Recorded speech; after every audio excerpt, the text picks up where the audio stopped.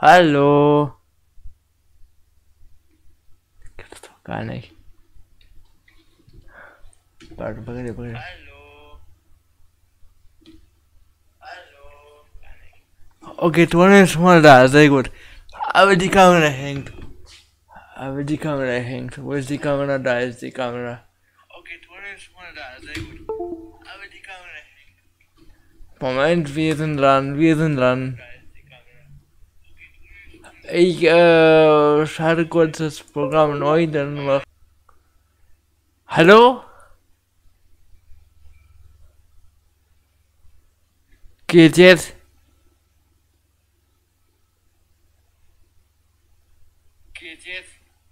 Jawohl. Juhu. Okay. Endlich. Ton da und Bild da. Jawohl. Okay. Oh, Mann. Ich muss jetzt komplett neu das Kabel wieder rein tun. Also raus und rein. Dann hat sich die Kamera aufgehängt. Hat alles nichts gebracht und dann musste ich das Programm neu starten. Gerade eben kurz. Deswegen musste ich kurz mal den Chat quasi pausieren. Aber wenigstens musste ich jetzt nicht den ganzen Rechner starten. Oh Mann, ey. Hi Denji, hi Doli, hi Nina. Ich habe euch alle vorhin noch begrüßt, aber hab das vorhin nicht, konnte ich halt nicht hören. Oh Mann. Na gut, aber jetzt. Echt ein Mensch, vorhin waren das 5. Kann das überhaupt sein? Ich weiß nicht, ob das jetzt, hoffentlich kommen jetzt nochmal alle. Ich mache jetzt mal erstmal die Werbung. Also mache jetzt kurz mal hier das mit Facebook, mit dem Instagram und all dem und dann geht's auch gerade los. So, Sekunde, ich poste alles noch nebenbei. Ach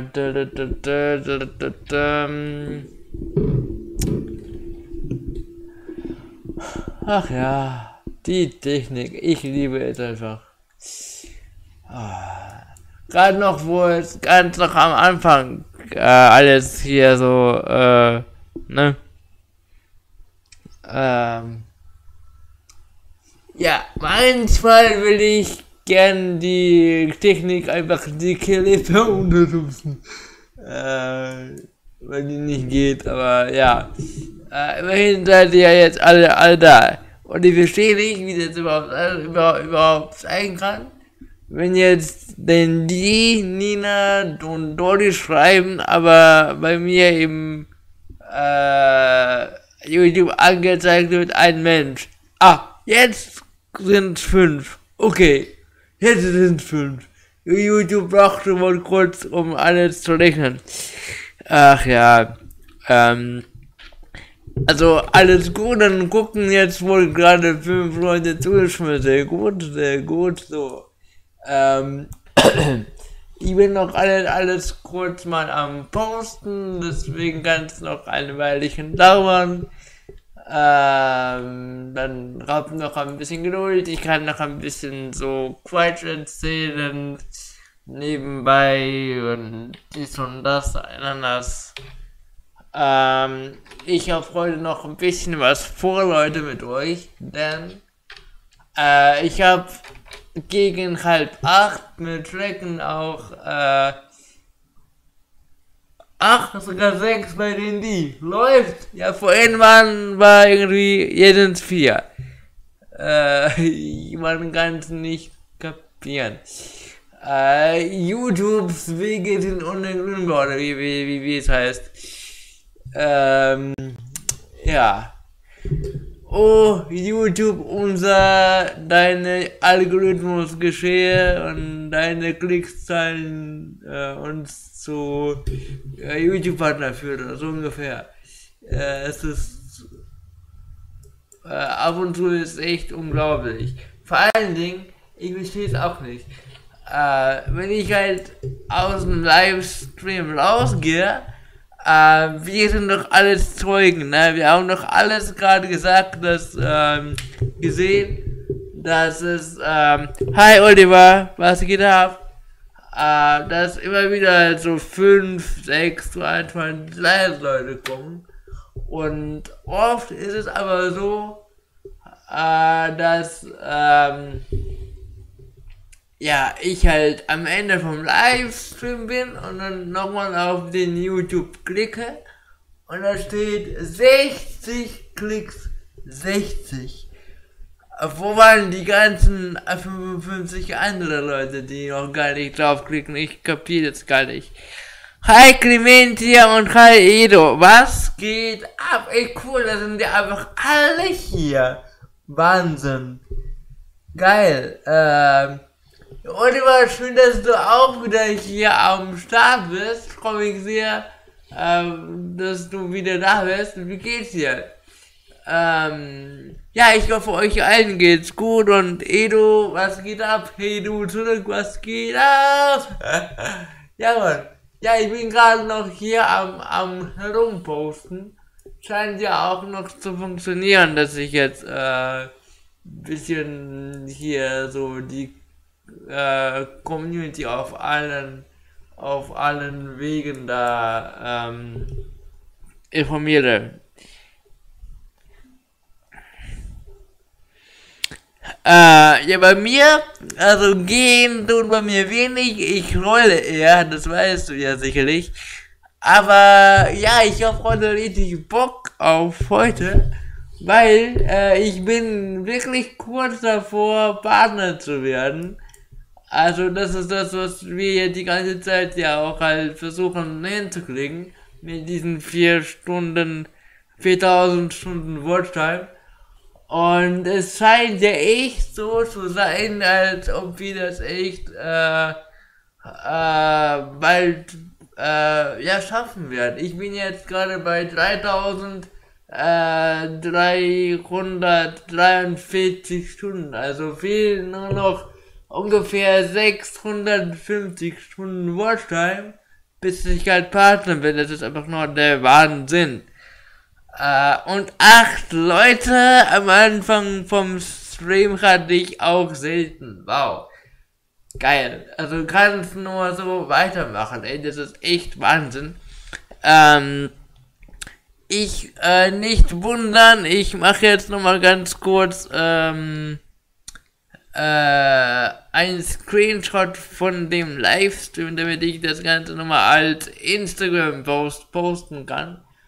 Deswegen nicht wundern, wenn ich jetzt kurz mal auf den Boden schaue und nicht auf den Chat. Ich gebe gleich auf alles ein, keine Sorge. Hey Siri, mach einen Screenshot. Danke Siri. So. Ja, wenn die Siri einfach mal die persönliche Assistenz spielt, ne, oder Sekretärin, das ist das Beste. iPhone 12 Pro, Beste. Okay, ich poste jetzt noch kurz die Story auf Insta und dann bin ich jetzt voll für euch da und dann geht's auch hier los. So, ich bin gerade mal am Posten. Hey Leute, es ist Mittwoch, Ausrufezeichen, Zeit für einen Livestream. Bam. So. Okay. Dann poste ich jetzt nochmal die Story auf Instagram. Da nicht wundern, da fummel ich gerade ein bisschen an meinem Handy rum, also halt Deswegen gucke ich halt nach unten so und nicht hier hoch. Und dann poste ich jetzt, kopiere ich halt noch kurz den Link zu dem Chat. Sekunde. Ich mache noch gleich, ich habe noch eine Idee. Ihr könnt gerne, ich kopiere gerade mal hier den Link in den Chat auch rein. Und zwar hier, Moment. Hier. Hier ist der Link zum Livestream. Punkt. Kopiert ihn gerne und teilt an die Leute.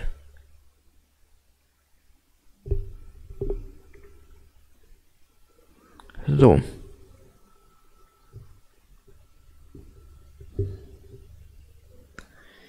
Okay. Hier. Also wenn ihr jetzt den Link hier quasi einfach kopiert und irgendwo hinschickt, kommen die Leute genau hierher zum Livestream. Ist an sich auch das Beste. Dann könnt ihr einfach mit euren Nachbarn, Haustieren und Omas hier mit mir im Livestream chillen. Ist es doch geil, oder nicht? So, eine Sekunde, ich will noch kurz am Story posten, Leute. So.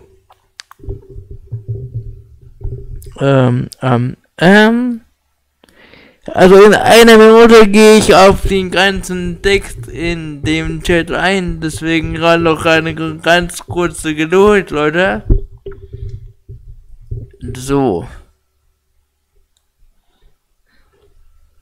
Okay. Dann mache ich jetzt noch kurz die Story fertig.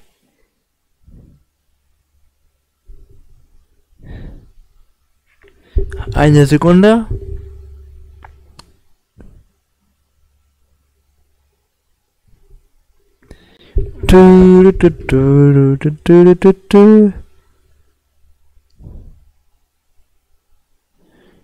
So.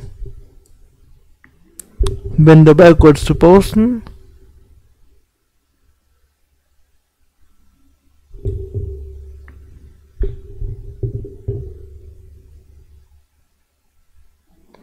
Fast geschafft.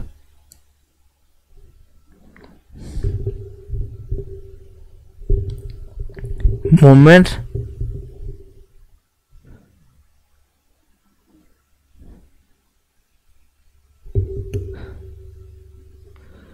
So.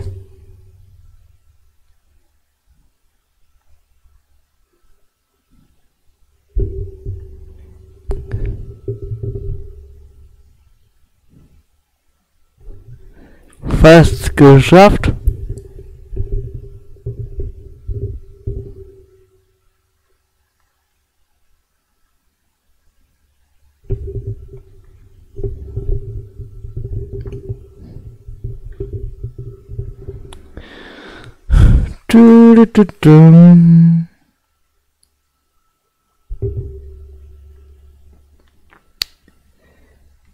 Kommt gern rein.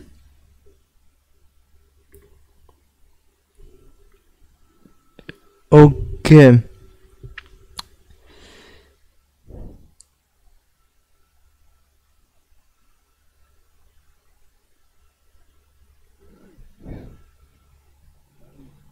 So. Dann.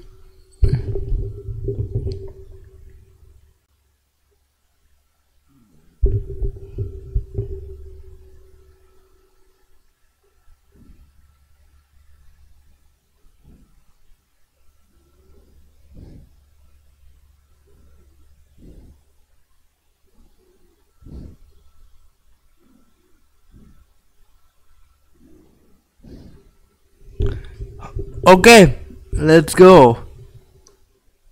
Ich habe jetzt die Story gepostet und jetzt geht's auch endlich los. So.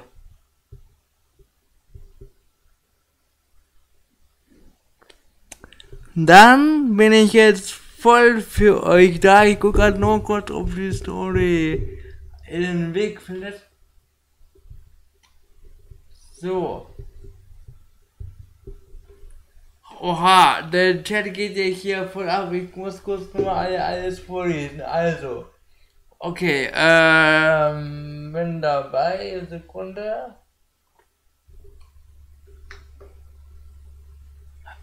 Okay, Story ist jetzt gepostet. Dann gucke ich jetzt kurz mal in den Chat rein. Also jetzt sollten die ganzen Leute jetzt auch alle langsam mal hier ankommen, was mich auch sehr, sehr freut. Dann, poste ich jetzt noch kurz den Link für die Donations rein. Also wenn ihr jetzt hier auf den Link klickt, den ich jetzt hier markiere, könnt ihr gerne, wenn ihr wollt, auch mal eine Donation da lassen. So, okay, jetzt bin ich aber voll da. Aber sowas von. Sorry, dass ich jetzt kurz meinen Kopf euch in die Kamera gehalten habe. Da quasi und nicht mal in mein Gesicht. Aber gerade nur mal eben am Handy. Aber jetzt bin ich voll da. So, ich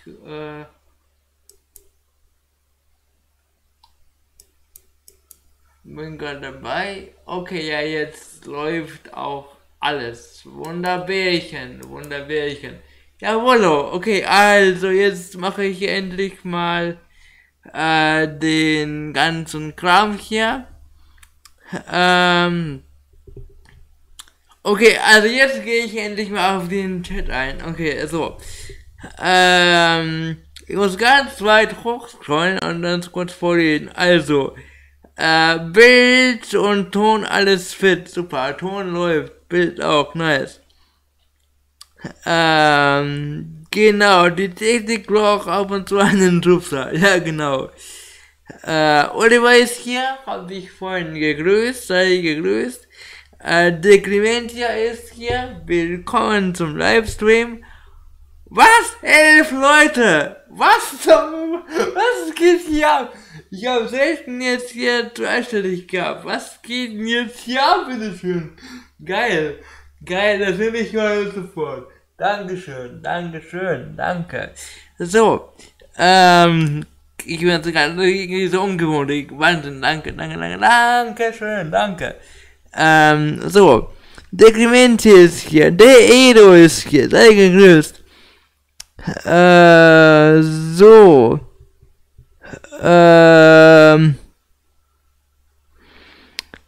Nina, auch gute Besserung von mir. Schön, dass Dori, es dir gut geht, Dori. Edo schreibt nichts und bei dir, Brudi? Ja, also mir ist alles cool. Ihr seht hier 11 Leute, das ist hier gerade lit. Wirklich. Gut, ja. Irgendein Monster würde jetzt lachen. Ach, 11 Leute, hahaha. Gucken da 100.000 und so weiter und so fort. Aber, mein Gott. Ich freue mich einfach. Das wisst ihr auch. Genau. So, Oliver ist wieder gesund. Warst du krank? Oh, freue mich, dass du wieder am Start bist, wieder fit bist und auch gerade, wieder hier Konsti, Universum wieder bereicherst. Jawohl. Clementia kann sich nicht beklagen, hofft, dass, genau. Ja, mir geht's auch ziemlich gut, deswegen kann ich mich auch nicht beklagen. Wünschte halt, dass es auf der Welt ein bisschen weniger Corona gäbe und ein bisschen weniger Krieg, aber ansonsten ist alles gut. Und dass ich halt noch keinen neuen Rolli habe, das ist noch so ein Baustelle. Aber, ja, wild schon hoffentlich. Ja, genau. Edo schreibt 4000 Stunden Voltstream ist echt mega viel, krass, dass du mich mal schaust. Ja, ey, ohne Witz, Edo, ich bin ja seit einem Jahr jetzt, seit ich halt beim Bartmann war, regelmäßig live, um eben diese ganze Voltstream zu kriegen. Und wir haben allein jetzt letzte Woche das Ganze geschafft, dass ich jetzt irgendwie innerhalb von 4 Tagen, wo ich eigentlich einen Livestream hatte, wo ich nur am Arbeiten war, so eine Art stummer Livestream, da waren auch irgendwie gefühlt 8 Leute da. Und jetzt ist es einfach gerade echt mega, dass seitdem jetzt irgendwie 12 Leute auch gucken. Wahnsinn. Also ich glaube echt, dass man braucht ja 4000 und ich glaube erst jetzt am Montag war ich live, habe ich dank euch, weil halt ihr alle zu Ende geguckt habt, war ich wirklich bei 28 Stunden Voltstream durch diesen einen Livestream. Also machst du 5 Stunden Livestream, gucken Leute zu und da kommen 28 Stunden raus. Es ist einfach nur der Wahnsinn. Einfach nur krass. Genau, also der Traum ist jetzt echt zum Greifen nah, Leute. Ich danke euch jetzt schon von Herzen, weil, ja, dann kommt endlich mal Werbung von meinen Videos, dann wird's auch mal monetarisiert. Ich kann dann durch endlich ein bisschen Geld verdienen. Das ist so geil. Also klar, am Anfang werden das nur ein paar Cent sein und so, aber jetzt ist es einfach nur mega. Dass wir einfach ein Jahr lang das ganze Ziel verfolgt haben, dann ging noch mein Computer kaputt, mein Computer ging kaputt, mein MacBook, dann habe ich einen neuen bekommen von euch übrigens, ohne euch wäre ich jetzt nicht live, so, und ohne euch wäre ich jetzt bald auch kein Partner, das ist einfach nur so geil, ey. Genau, so. Okay, dann hat der Oliver und Edo ein bisschen geschrieben. Glaube, das muss ich jetzt nicht vorlesen. Edo ist aus Kassel. Nice. Nice. Wiesbaden hier. Genau. So.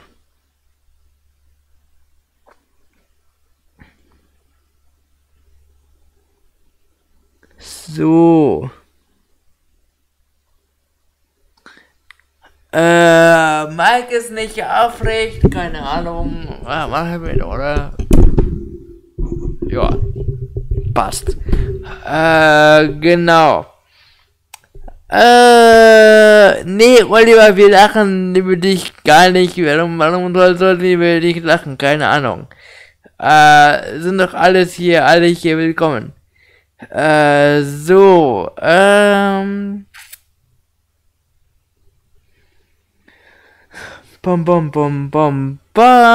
Ja, wie ist denn das eigentlich, Edo, bei dir in der Baubranche?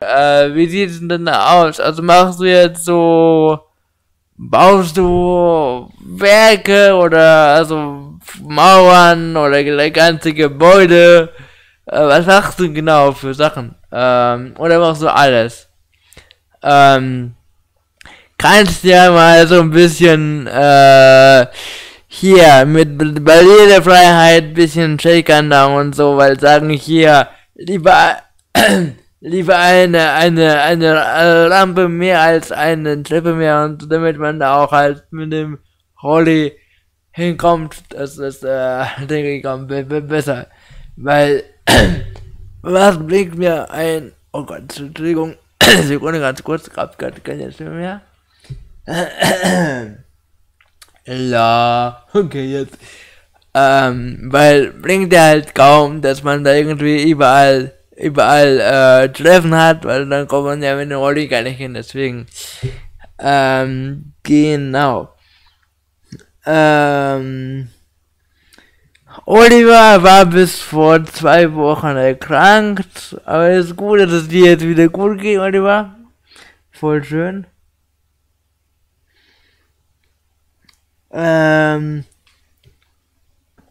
Was für eine Rolle steht auf deiner Liste? Liste, okay. Es ist einfach ein neuer, modernerer E-Rolli, also mit elektrischem Antrieb, der einfach, ja, besser angepasst ist, hat einen besseren Sitzkissen und da kann man auch halt Rücken verstellen und die Sitzposition.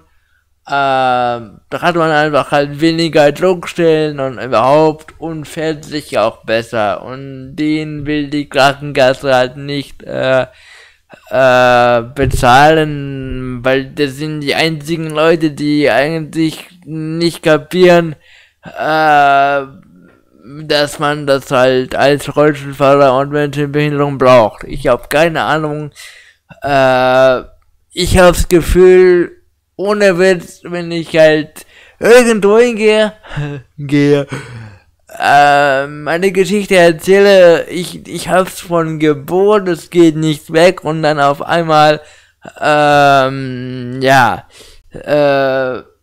wie kann man einfach einem Menschen, der von Geburt an behindert ist, sagen, du brauchst keinen Rollstuhl? Ich verstehe es echt nicht. Aber ja, deswegen bin ich gerade mit der Krankenkasse ein bisschen am Bürokratiekram machen. Und eigentlich bin ich jetzt nur seit 3 Wochen am Warten auf die Antwort für meinen Widerspruch. Ach ja, deswegen, also immer dieses leidige Thema. So. Hi Laurien, was geht ab? Du hast es geschafft. Heute rede ich.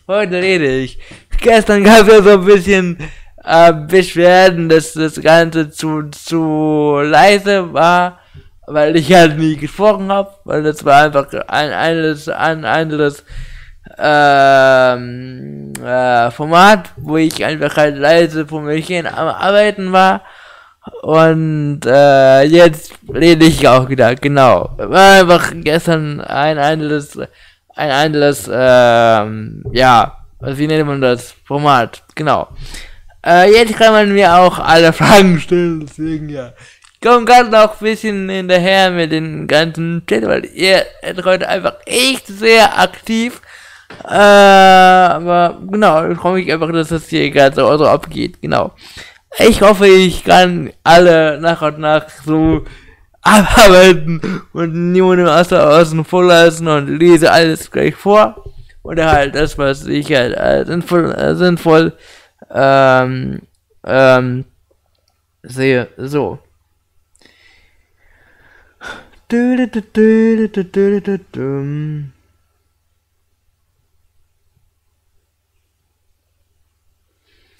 Okay, Zahlen, ob ich gerade so. Okay, ja, verstehe.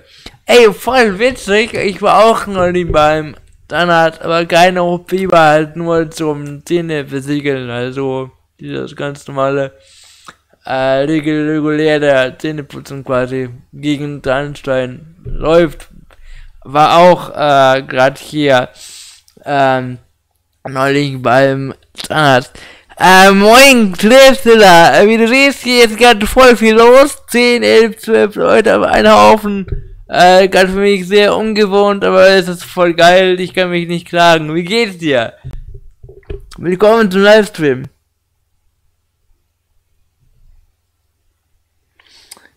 Ja, Clemens, ja, ich glaube, wenn die OP halt schwierig war und man dann noch halt einen Weg hat, dann kann man dann doch schon sich oft mal flachlegen oder halt schlecht fühlen.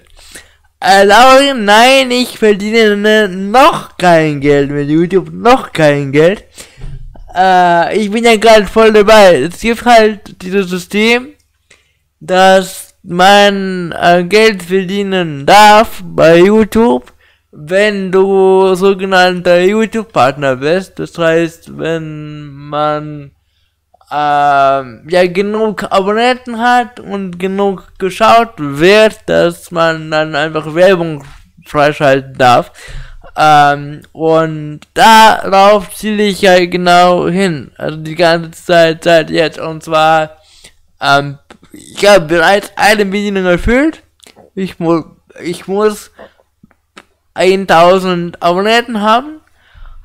Und die Bedienung und zwar ist mein Kanal, also alle meine Videos, müssen innerhalb von einem Jahr 4000 Stunden Watchtime haben, sprich, also die Zeit, die meine Videos geguckt werden quasi als Stunden auf mein Stundenkonto hingemacht. Und angenommen, ich habe jetzt ein Video, kommt ja wöchentlich raus, und dann steht da halt, dass das Video zum Beispiel 15 Minuten dauert. Wenn jetzt 4 Leute dieses Video zu Ende gucken, dann heißt das, dass 4 mal 15, also eine Stunde lang meine Videos geguckt wurde. Und so ist dann quasi eine Stunde von den 4000 geschafft. Das ist dann, deswegen heißt es quasi die Devise, guckt bis zum Ende. Und jetzt im Livestream ist es ja noch viel geiler, weil jetzt, rede ich halt mit euch live oder ihr mit mir. Und wir machen ja so lange, bis ich halt umfalle quasi. Deswegen sind die Lives auch halt länger. Und deswegen bin ich auch kurz davor, diese 4000 Stunden zu schaffen. Mir fehlen noch ungefähr 650 Stunden Watchtime und dann bin ich mit den 4000. Deswegen könnt ihr gerne, wenn ihr wollt, diesen Livestream teilen. Ich mache kurz hier einen Link rein zu diesem Livestream. Poste ich kurz in den Chat. Und zwar hier. Moment.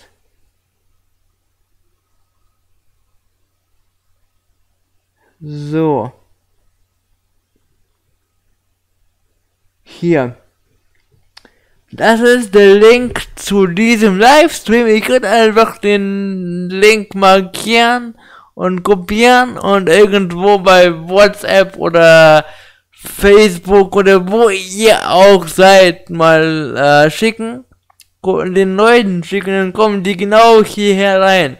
Und dann könnt ihr quasi mit mir hier auch alle zusammen chillen. Deswegen ja. Ich bin auch gerade dabei, bald werde ich hab's heute auch vor, werde ich auf YouTube-Videos reagieren. Es ist nämlich heute auch eine Gaming-Veranstaltung. Da werden heute eine so ein bisschen unbekannte kleinere Spiele für die Xbox gezeigt. Da wollte ich nachher noch drauf reagieren. Genau. Genau so sieht's aus. Und wenn du willst, Lauren, oder wenn ihr alle mögt, könnt ihr, ich habe ja da diesen Link in blau markiert. Da könnt ihr auch draufklicken, und zwar für die Donations. Ich kann ja mal kurz nochmal das kopieren, wenn ihr wollt. Sekunde, da muss ich nochmal kurz das hier kopieren. So. Heute ist ja heute ist ja viel los, meine Güte. Okay. So. Okay, hier. Hier. Wenn ihr unbedingt mich supporten wollt, könnt ihr gerne auf den Link klicken, ist aber kein Zwang, ich bin hier, also mich werdet ihr eh nicht los, aber falls jemand möchte, kann dann mir gerne da eine Kleinigkeit zukommen lassen, aber mir ist einfach eure Zeit viel mehr wert, also bleibt einfach hier dran und dann könnt ihr mir gerne einfach so ne, Freunde machen, genau. Und so habe ich dann vielleicht mal bald eine bessere Kamera und besseren irgendwas und noch ein paar neue Gadgets, das wäre auch natürlich geil. PS5 ist schwer zu kriegen. Es kam gerade ein Steam Deck, da bin ich eigentlich auch heiß drauf. Es ist alles halt ein bisschen schwer zu kriegen wegen dem Chipmangel, aber mein Gott, Chip und Chap retten die Welt, ich kenne es ja, aber es ist leider Mangel da, deswegen, ja. Genau. Bum, bum, bum, bum, wie alt ich bin oder, wie alt wer ist. Ich bin 31. Ich weiß, sehe vielleicht jünger aus, das ist natürlich nichts Schlimmes, aber genau, ich kam halt mit 29 in die Pandemie. Ja, hatte halt meinen 30. Geburtstag in der Pandemie gefeiert, in der Einsamkeit, weil halt gerade kurz vor dem Lockdown war, also gerade als die ganze Welle halt kam mit Covid und so, und dann war ich beim Batman und dann, ja, war ich, halt, ja, daheim, weil halt Lockdown war.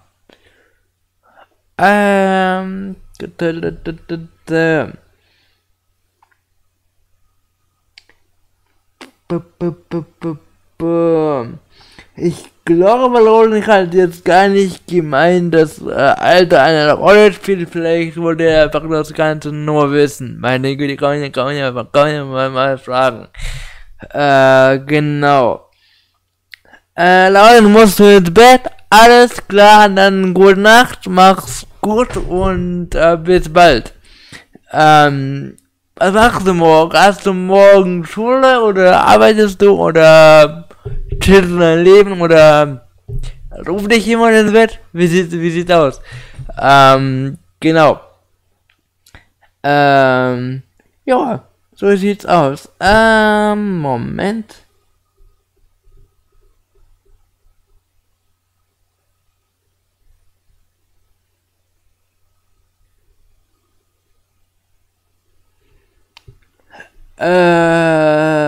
Ich bin mit dem YouTuber-Dasein nicht vertraut, aber was bietet dieser außer den finanziellen Vorteil? Ich verstehe gerade nicht genau die Frage.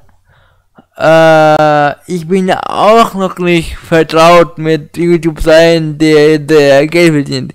Ich habe ja auch noch keine Werbung, deswegen ja. Alles kommt noch auf mich zu. Ist für mich auch gerade, das ist alles gerade ewig ungewohnt. Ich weiß gar nicht, wie das kommt, dass jetzt auf einmal 10 Leute kommen. Das ist an sich jetzt nicht so viel, aber ich habe oft gehabt, dass ich irgendwie, ja, 2 Leute hatte und das war auch schon gut los.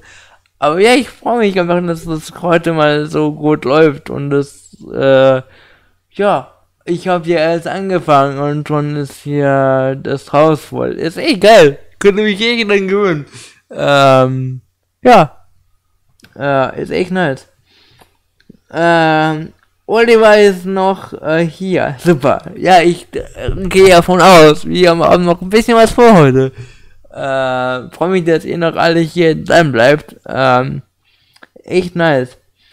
Ja, der Clement hier, ich weiß jetzt wie gesagt nicht, was du genau mit der Frage meinst. Es ist halt so, wenn du einfach ein x-beliebiges Video anschaust von irgendeinem YouTuber, der ein bisschen größer ist, dann siehst du ja, dass da einfach halt Werbung kommt und ich meine, die kriegen halt pro 1000 Klicks so und so viel Geld halt von YouTube Dings.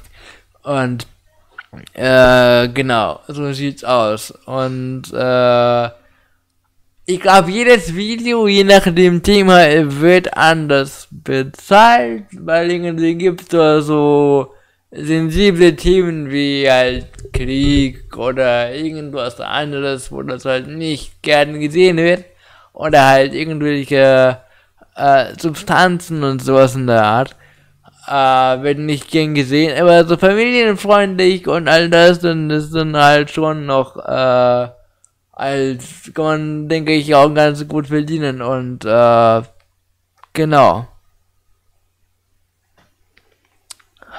Bu, bu, bu, bu, bu. Warum spielt die YouTube-Partnerschaft eine große, ich nehme an, Rolle für dich? Ganz einfach.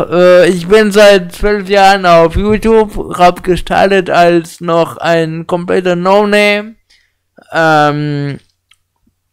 Ich hab meine ersten Hater gehabt, als ich halt noch nicht mal online war. Von wegen, du bist so behindert. Dann kamen halt meine Lieder, Sinn des Lebens und all das. Und dann habe ich halt einigen Leuten halt auch gezeigt, dass ich das drauf habe und so. Und dann, genau, habe ich einfach mal weitergemacht. Aber ich habe ja nur sporadisch was gepostet, deswegen ich war noch lange nicht auf dem Niveau, dass ich jetzt halt jedes Mal was poste. Und jetzt ist es so, man kann durch das Hobby YouTube jetzt auch einfach mal ja, quasi was nebenbei verdienen. Und wenn das Ganze noch viral geht, dann bin ich einfach YouTuber, also vom Beruf her ist es doch voll geil.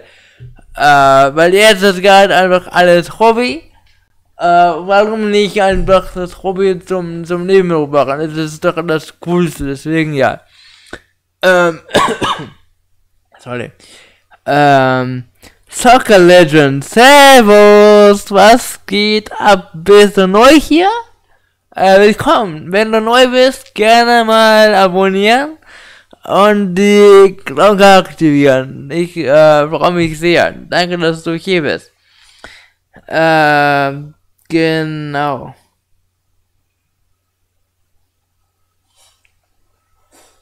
Was meinst du mit Selbstdarsteller? Verstehe ich nicht ganz. Sorry, ich verstehe gar irgendwie manchmal nicht genau, worauf du hinaus bist. Clement, ja, sorry. Kannst du es nochmal kurz, ja, anders formulieren? Also, ich hatte ja noch in der Schule, diese Zeit, wo ich einfach mal halt meine Musik zeigen wollte und aufnehmen wollte und einfach halt, ja, raus in die Welt quasi, hab mich auf MySpace angemeldet und all das und so weiter und so fort. Und dann habe ich meine Musik da reingepostet und dann, ja, so Sachen. Dann kam langsam so ein bisschen ein kleinerer Hype, dann war ich halt ein bisschen im Real Life auf einigen Jams mal unterwegs gewesen und so. Und dann war ich halt wegen dem Abi ganz lange auf YouTube weg. Und jetzt bin ich halt seit der Pandemie regelmäßig am Start und will das halt langfristig machen. Ich wünsche mir, dass da hinten an der Wand bald mal so ein YouTube-Play-Button ist. Also das kommt dann bei 100.000 Abonnenten. Deswegen abonniert gerne, Leute. Schickt gerne meine Videos ein bisschen herum. Und dann, genau, wird der Kanal noch wachsen. Und ich freue mich schon auf die Zeit, wo ich den Chat gar nicht mehr lesen kann. Wo das so schnell kommt, wo ich den gar nicht lesen kann. Das ist auch was Geiles. Und noch sind wir noch ganz schön klein und putzig und immerhin 10 Leute ist schon für mich viel. Es ist echt Wahnsinn. Ich weiß nicht, woher ihr alle kommt. Genau. Und wie gesagt, wie ihr jetzt auch gleich an dem Titel ja gehört habt, habe ich noch vor, mit euch gleich auf ein Event reagieren. Da will ich jetzt aber eigentlich nicht die ganzen Leute verscheuchen, weil eventuell dann gleich mein Laptop bzw. mein Computer eventuell anfängt zu erstellen, zu hängen. Deswegen muss ich mal gucken, wie flüssig es heute mal läuft.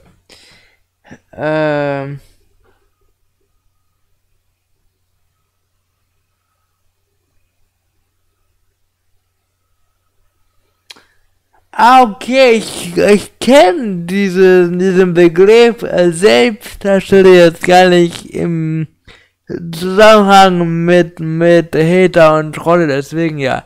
Nee, die haben nicht niemanden dargestellt, es waren einfach nur halt Leute an meiner Schule und Umgebung halt, die meinten so, du bist ja behindert, dies und das. Kannst du gleich das Ganze doch lassen und keine Ahnung. Ich habe einfach halt weitergemacht, mich nicht unterkriegen lassen, deswegen ja. Ja, also wenn du das meinst, ja, dann waren das welche, genau. Ja, einfach halt Leute, die einen halt ein bisschen mobben und sich halt geil finden, natürlich, dass sie jetzt jemanden runtermachen. Das waren die Art von Leute. Genau. Ich wollte gerade mal euch was zeigen.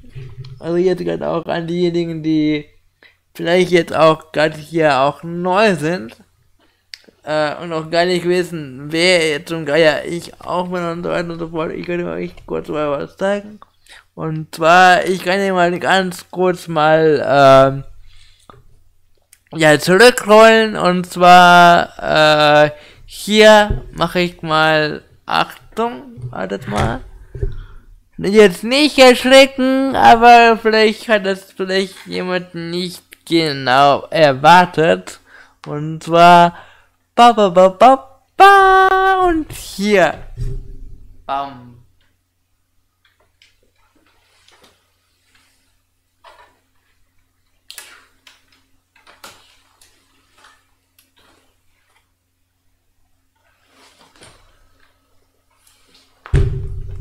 They see me rolling, they hating. Was soll's?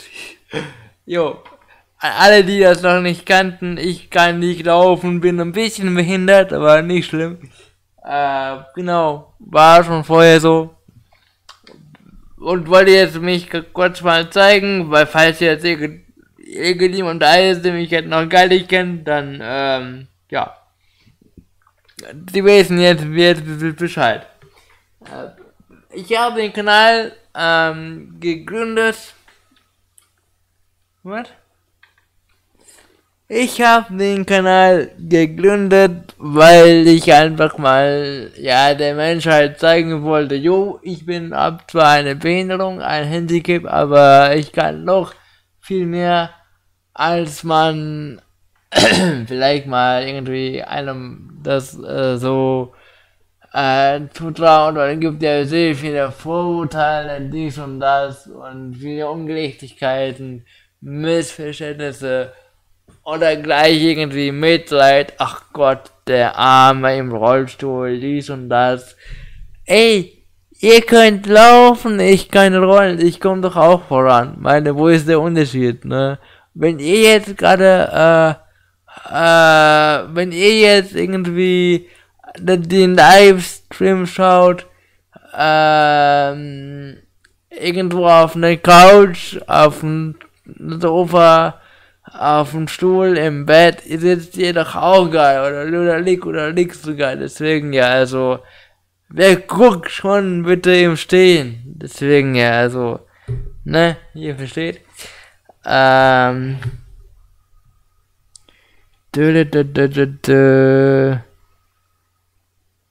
ne, ich hoffe, du machst gerade nur Witze, Clementia. Notfall-Mistgabel. Das habe ich auch noch nicht gehört. Ja, pass auf, wegen dem Glas. Nicht, dass du dich verletzt. Dann bleib lieber ganz gechillt sitzen. Und hier sind auch nur gute Vibes. Genau, also alles ist easy peasy. Ja, genau, ja Leute, ich wollte euch mal was fragen. Wollt ihr jetzt, dass ich auf was reagiere oder eher später? Ich will eigentlich nicht, dass jetzt gleich irgendwie alle Leute verschwinden, weil vielleicht Videospiele, die nicht so ganz interessiert, aber so viel Gegenwind habe ich jetzt auch noch nicht gesehen, deswegen ja, was weiß ich, vielleicht mal kurz in den Chat, wer Bock hat auf ein bisschen Videospiele, der jetzt gerade mal in den Chat hämmern. Die Moment.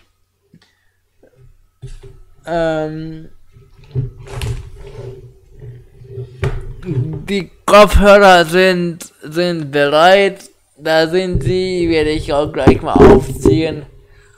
Und dann auf gut Glück ruckelt mal nichts. Und dann kann ich mal auf ein Video reingehen. Das wäre doch mal geil, oder? Genau. So sieht's nämlich aus. Moment. Hoppla. Moment. So. Ich würde sagen, ich mache schon mal die Kopfhörer an gleich. Ich habe noch was vergessen. Oh Gott, das Handy. Leute, ich habe was vergessen. Eigentlich sieht es hier bei mir noch viel geiler aus. Moment, ich muss mich kurz den Rücken zu euch wenden. Moment, da habe ich gerade was vergessen, ey. Vor lauter Zuschauer hier.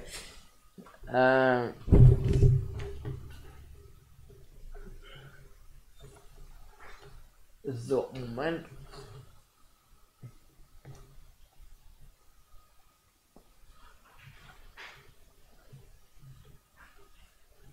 So.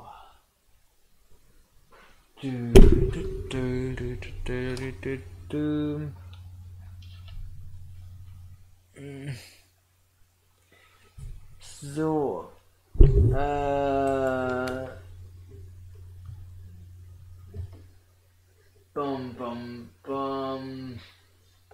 So. Moment. Dann machen wir doch Folgendes.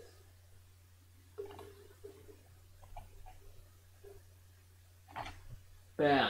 Und hier ist jetzt das Consti-Intro, aka der fancy Hintergrund. Habe ich gerade vor lauter Laune vergessen, aber gerade gesehen, dass irgendwas fehlt. Bei mir sieht eigentlich noch viel cooler aus und jetzt geht's hier auch los hier, deswegen, genau. Ja, deswegen würde ich mal vorschlagen, Leute, dass ich jetzt gleich mal, mein heutigen Programm mal durchziehe. Dafür, also ich habe jetzt die Kopfhörer länger nicht aufgeladen, aber ich versuche jetzt mal das heute mal durchzuziehen. Vielleicht hält ja der Akku noch und dann Sekunde, so, zack, okay. Ich mache jetzt kurz mal die Kopfhörer ein. Moment.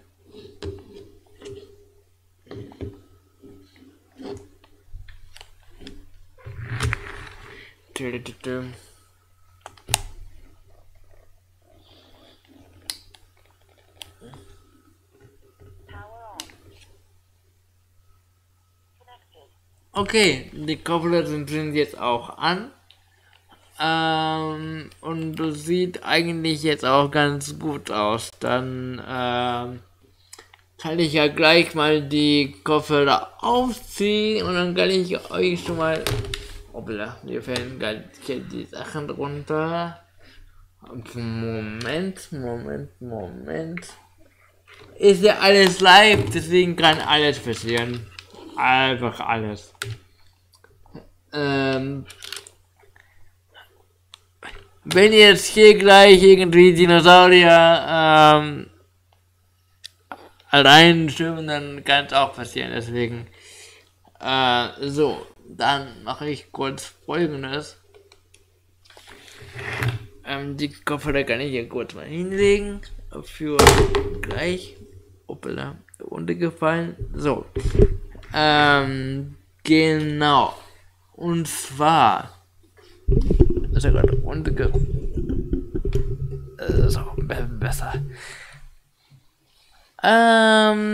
Und zwar, ich wollte kurz mal was machen. Und Moment. Ein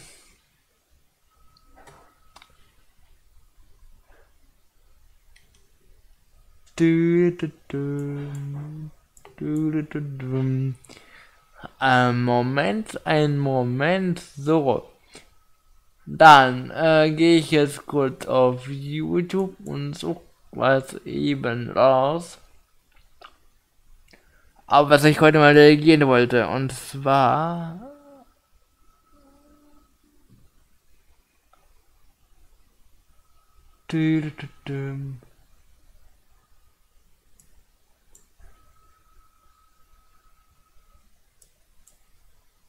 So. Hier. Ich mache jetzt kurz mal die Facecam an. Und dann geht's auch los hier. Und zwar reagiere ich gleich auf... Oder wo ist es? Wo ist das? Moment. Hier. Da. Ihr solltet jetzt theoretisch meinen Bildschirm sehen. Mit mir oben in der Ecke. Ja, genau. Heute ist so ein Livestream für die Xbox. Ich selbst habe ja eine PlayStation. Deswegen ja, ist eigentlich jetzt für mich irrelevant, aber ich finde es einfach halt cool zu sehen, was auf anderen Konsolen so abgeht. Vor allen Dingen, das geht heute auch, soweit ich weiß, halt um Indie-Spiele, also ja, also Independent-Spiele, also so quasi Spiele von kleineren Studios. Nicht diese ganzen AAA-Dinger, eher so klein. Und ich bin ja leidenschaftlicher Gamer und will einfach mal gucken, was halt so abgeht. Deswegen wollte ich halt nachher mit euch darauf mal reagieren. Und das wäre so der Plan für heute. Was ich damit ja gar nicht gerechnet hatte, ist, dass jetzt halt, ja, so 10 Leute um den Dreh mich gucken würden. Deswegen ja, voll cool. Ich feiere euch einfach. Genau. So. So, dann, Moment. Ich würde sagen, verlieren wir auch keine Zeit, weil ihr seht, es dauert ja auch 2,5 Stunden oder so. Vielleicht mit Werbung oder mit irgendwie Dingens, deswegen ja. Da gehst du morgen auf das State of Play. Ich weiß nicht, um wie viel Uhr es ist. Ich weiß nicht, ob ich das live mache, also wenn das Ganze stattfindet, aber habe ich vor. Ich bin morgen unterwegs erstmal. Und dann, wenn ich nach Hause komme und noch ja, fit bin, dann kann ich gerne darauf reagieren. Wenn nicht, mache ich es auf jeden Fall am Freitag, aber ich habe schon vor, morgen live zu gehen, ja, doch. Weil da kommt ja das Hogwarts Legacy, da bin ich auch mal gespannt und deswegen.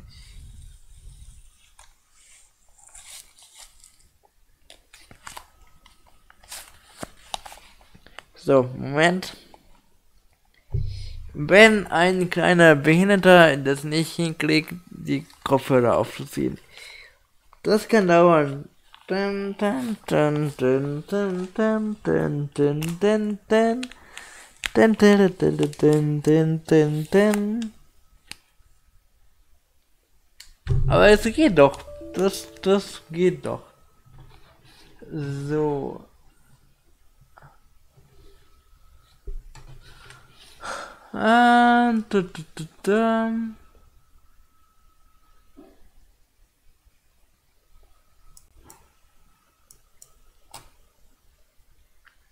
So, ich habe kurz noch eine Idee. Moment, ich mach mal das hier ein bisschen jetzt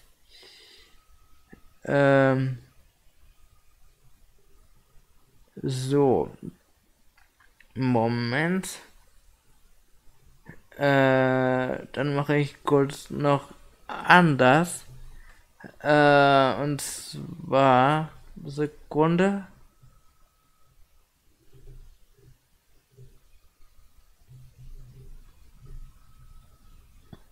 So, dann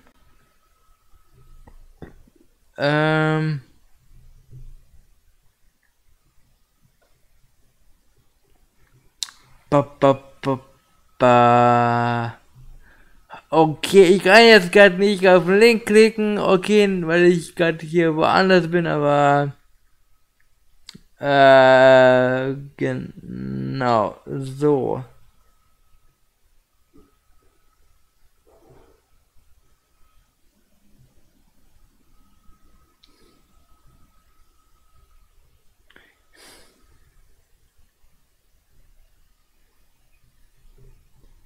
Dun, dun, dun.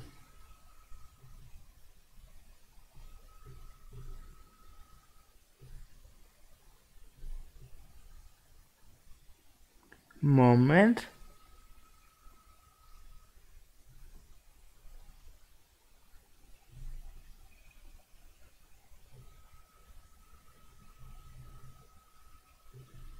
So.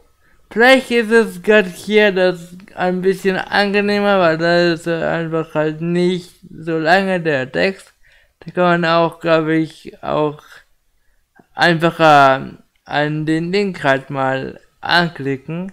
Also falls jemand mal donaten möchte, dann kann das jetzt hier so so machen und dann genau.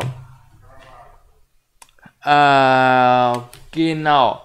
Alright, dann würde ich sagen, Leute, ich kann mir auch gut vorstellen, dass das jetzt auch ein Opel.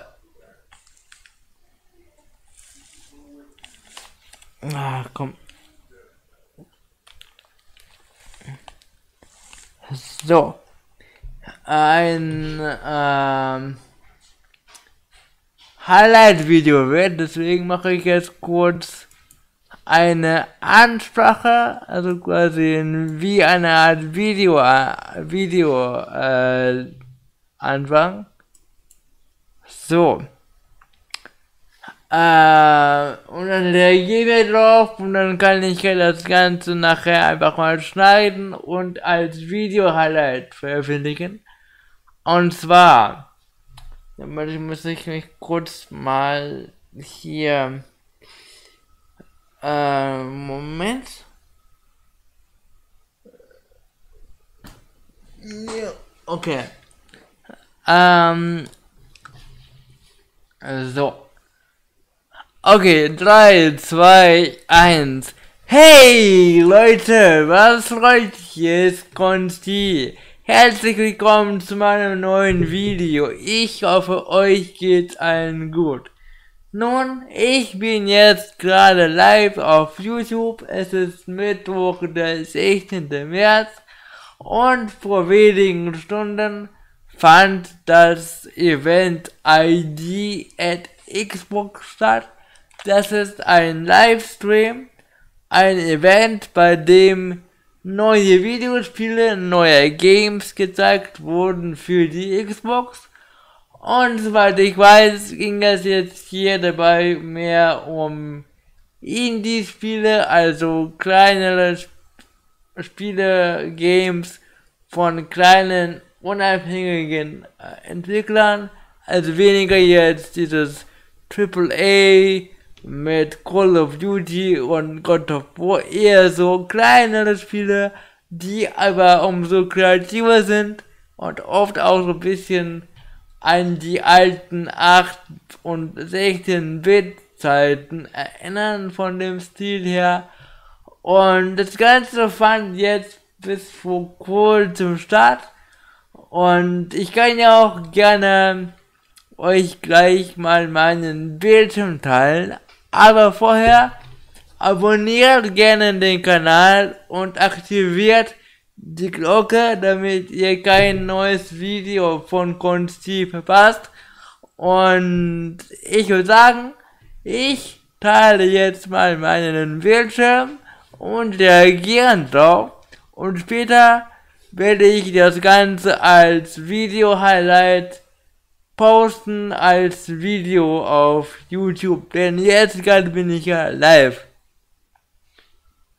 So. Cut. Ist nur gut für mich, dass ich dann nachher das Ganze mache. Wo ist jetzt das Ganze? Sekunde.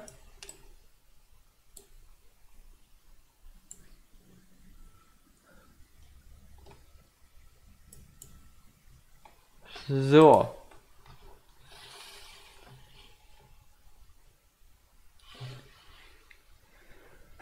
Okay. Ja, Nina, ich weiß es selbst noch nicht. Ich hab's noch nicht gesehen. Es kann cool werden und kann kacke werden. Bin auch gespannt. Okay, Cut Ende. Okay, hier bin ich jetzt auf YouTube.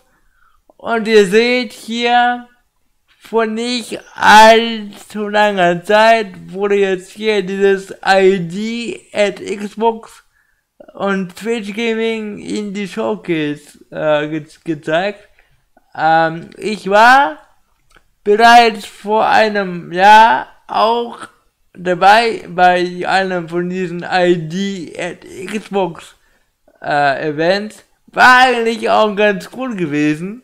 Und ja, auch wenn ich keine Xbox habe und auch nicht vorhabe, eine zu holen, denn ich habe hier die gute alte PS3 und die PS4 Pro, bin ich trotzdem dann interessiert, was hier so im Gaming-Bereich abgeht.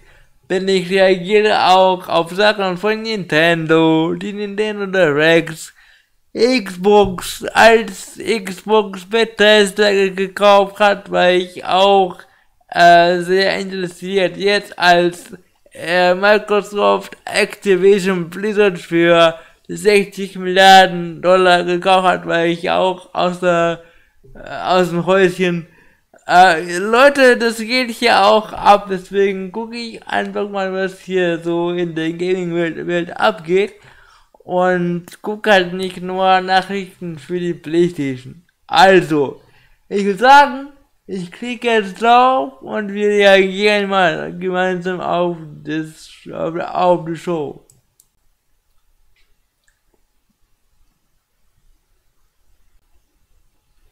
Cut.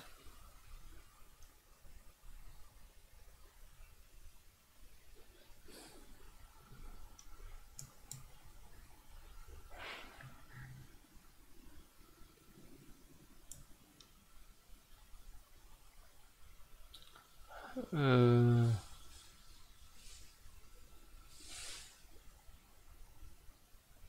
Moment. Wann geht's denn los?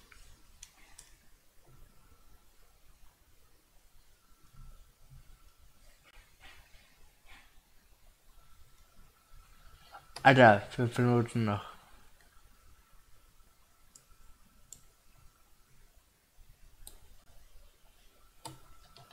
Moment, noch am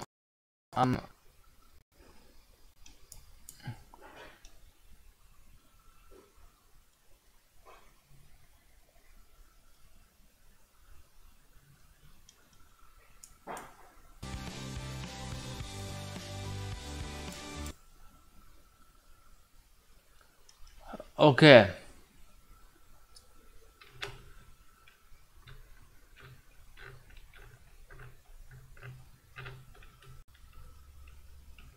Ich spule kurz vor.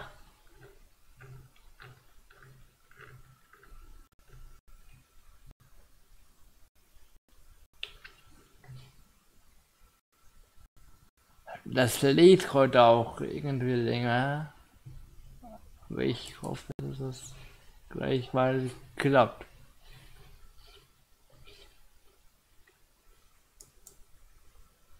Jupp, alles klar.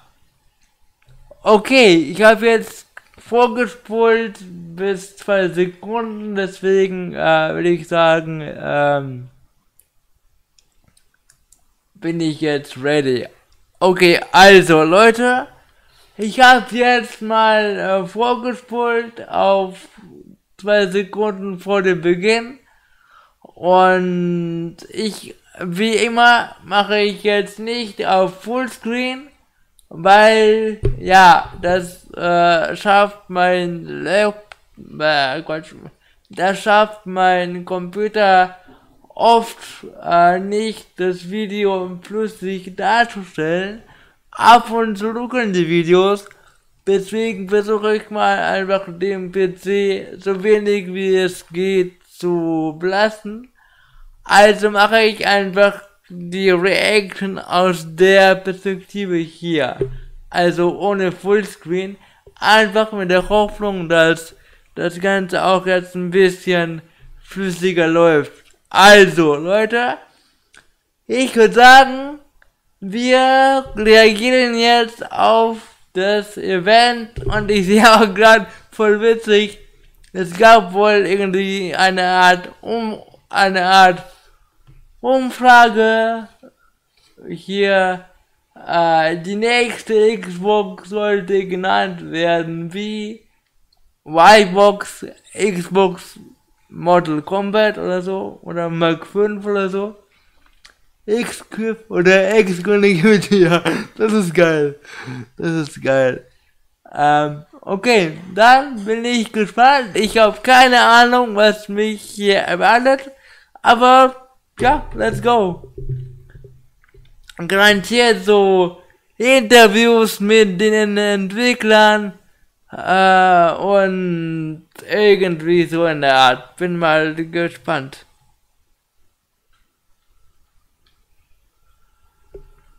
Alright.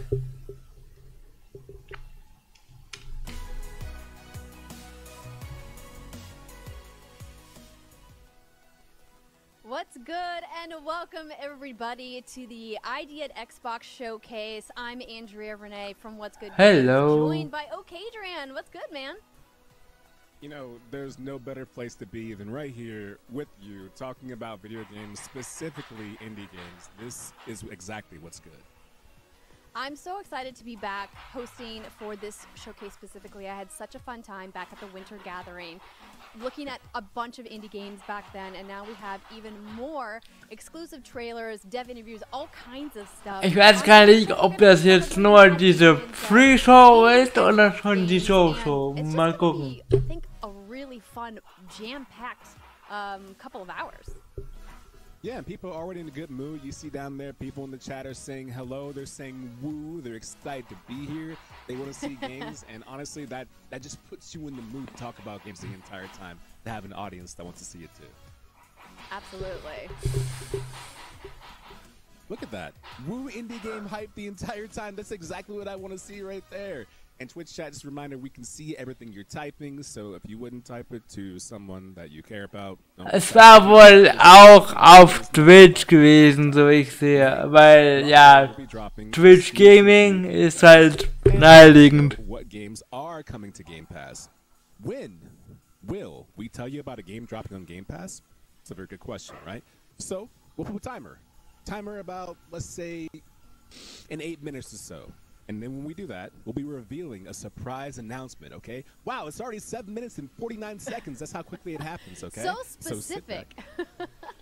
Well, you know, Okay. That means we have to stay on In track 7 Minuten for the timer. kommt irgendwas Neues mit dem Game Pass. And we love that you guys are involved here on Twitch Gaming. You guys hear us say it all the time that you guys are a big part of the show. So keep the comments and the emotes coming. We love to see them.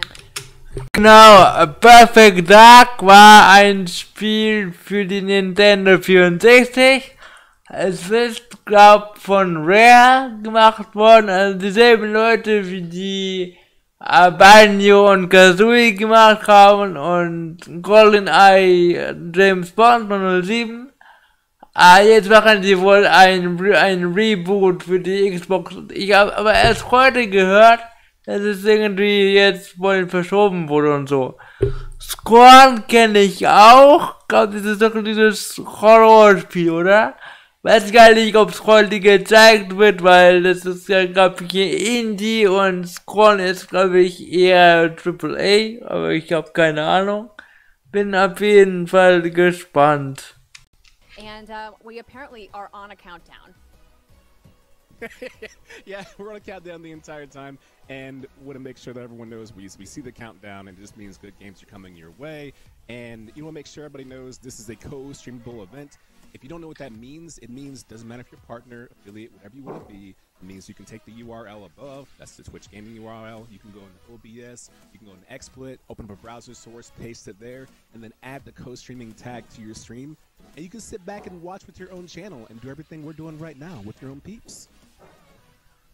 Okay, und man konnte da irgendwie einen Link kopieren und wenn man bei Twitch ist und einfach das Ganze mit den Leuten gucken. Okay, also was ich jetzt hier auch tue.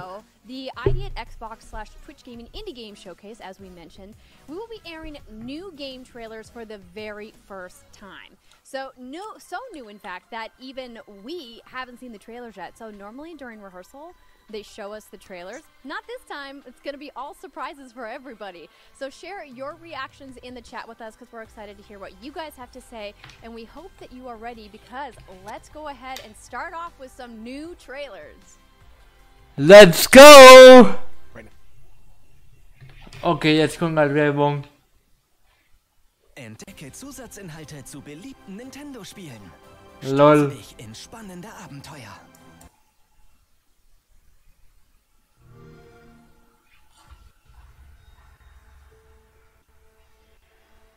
I never meant for any of this to happen. Ruckelt das bei euch auch oder ist es gerade nur die Verbindung? Bloodshed, Ne, ist wohl die Verbindung. all this chaos. Brother against brother. I feel like I'm trapped on a path. Oder? Irgendwie ist es gerade nicht ganz flüssig. We used to be mercenaries. Then they called Ah, us jetzt. criminals. So we became rebels. And now, a revolution. We didn't start this war. But one way or another, Also jetzt gerade ruckelt auch bei mir ein bisschen das Video.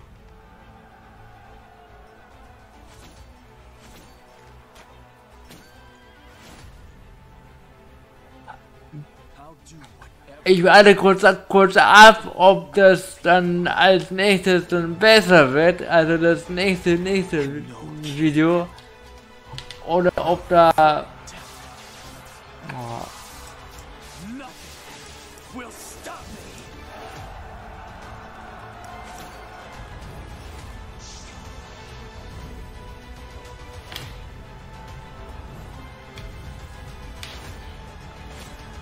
Okay, also irgendwie eine Art taktisches Rollenspiel.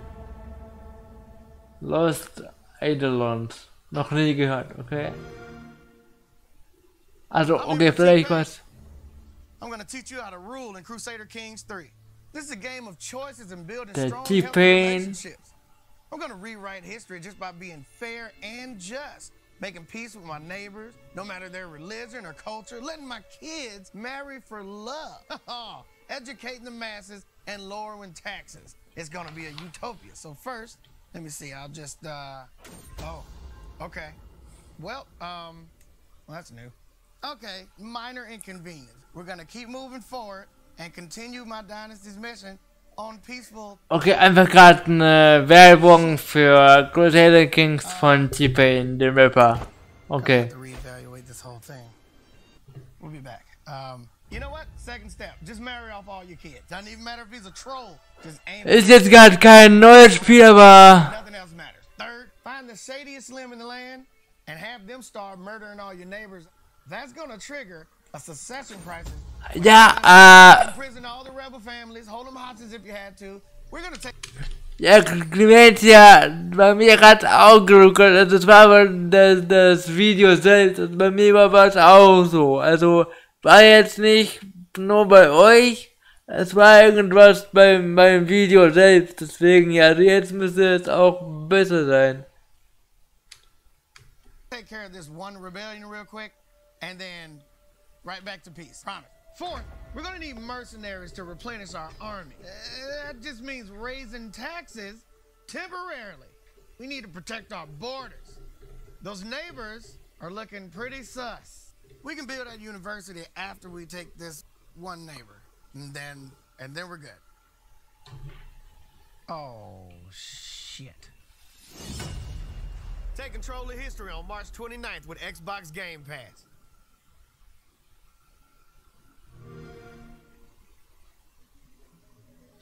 Okay. Kommt mir gerade bekannt vor.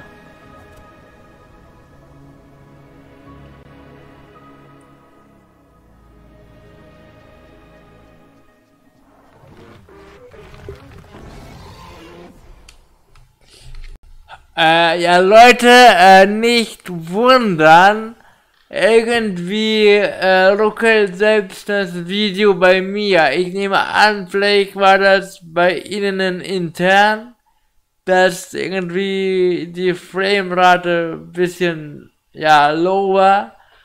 Falls es bei euch ruckelt, bei mir ist es auch gerade nicht flüssig. Normalerweise ist es so, dass das Video bei mir einfach, ja, ganz normal läuft und das bei euch im Stream ruckelt. Aber jetzt hier ruckelt es auch bei mir. Es ist, glaube ich, einfach nur das Video selbst.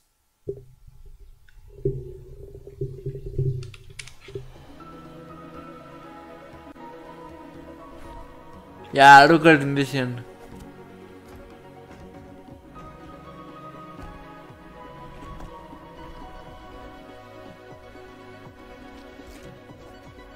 Ich kann aber nicht sagen wieso.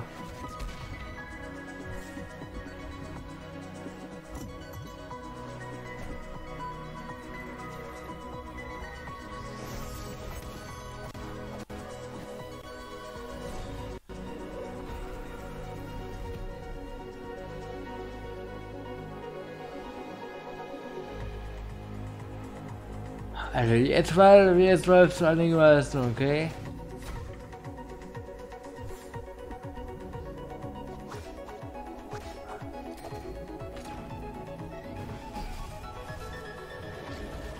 Ja, das Video skippt gerade ein paar Frames, aber kann ich jetzt nicht ändern.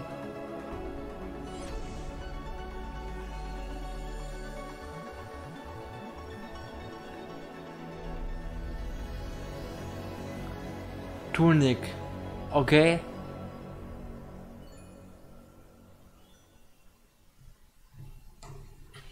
Werbung, mein Gott.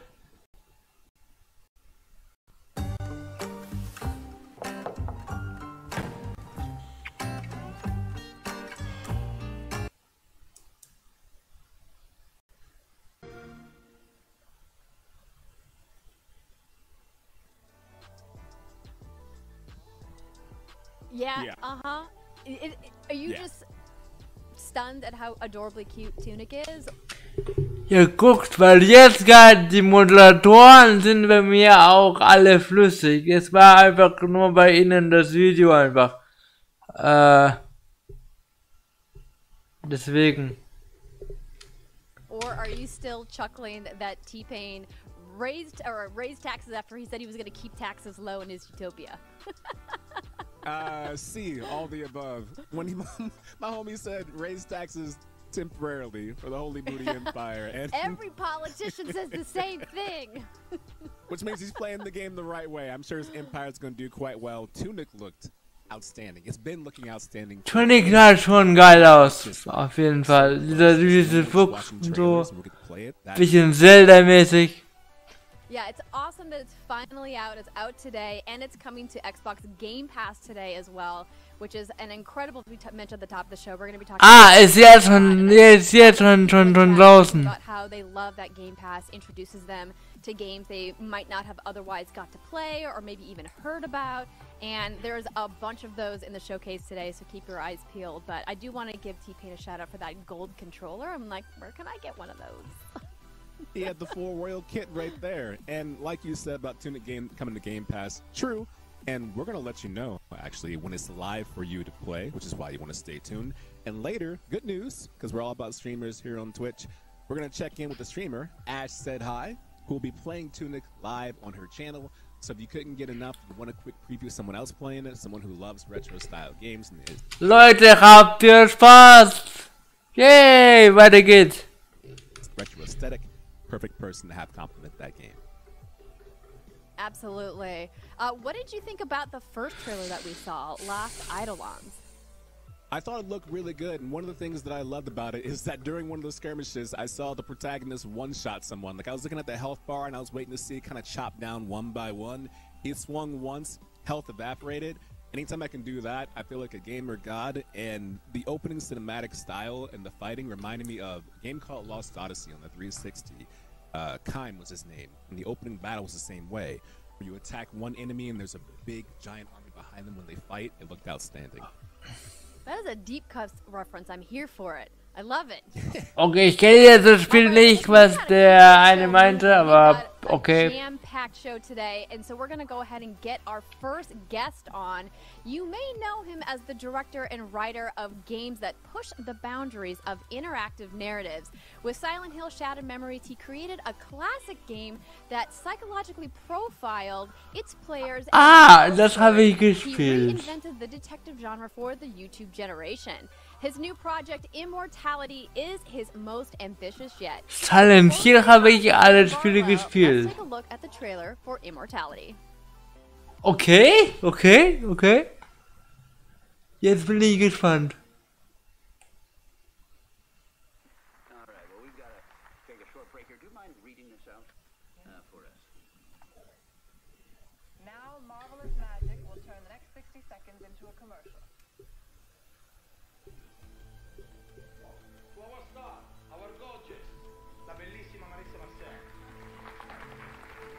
Das ist ein Spiel.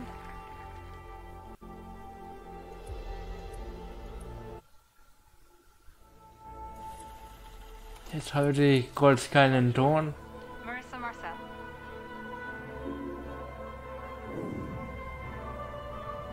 Did we get it right? Okay, so ein Detektivspiel quasi, wo du so okay, es ist quasi mit echten Menschen, aber halt interaktiv. Is she okay?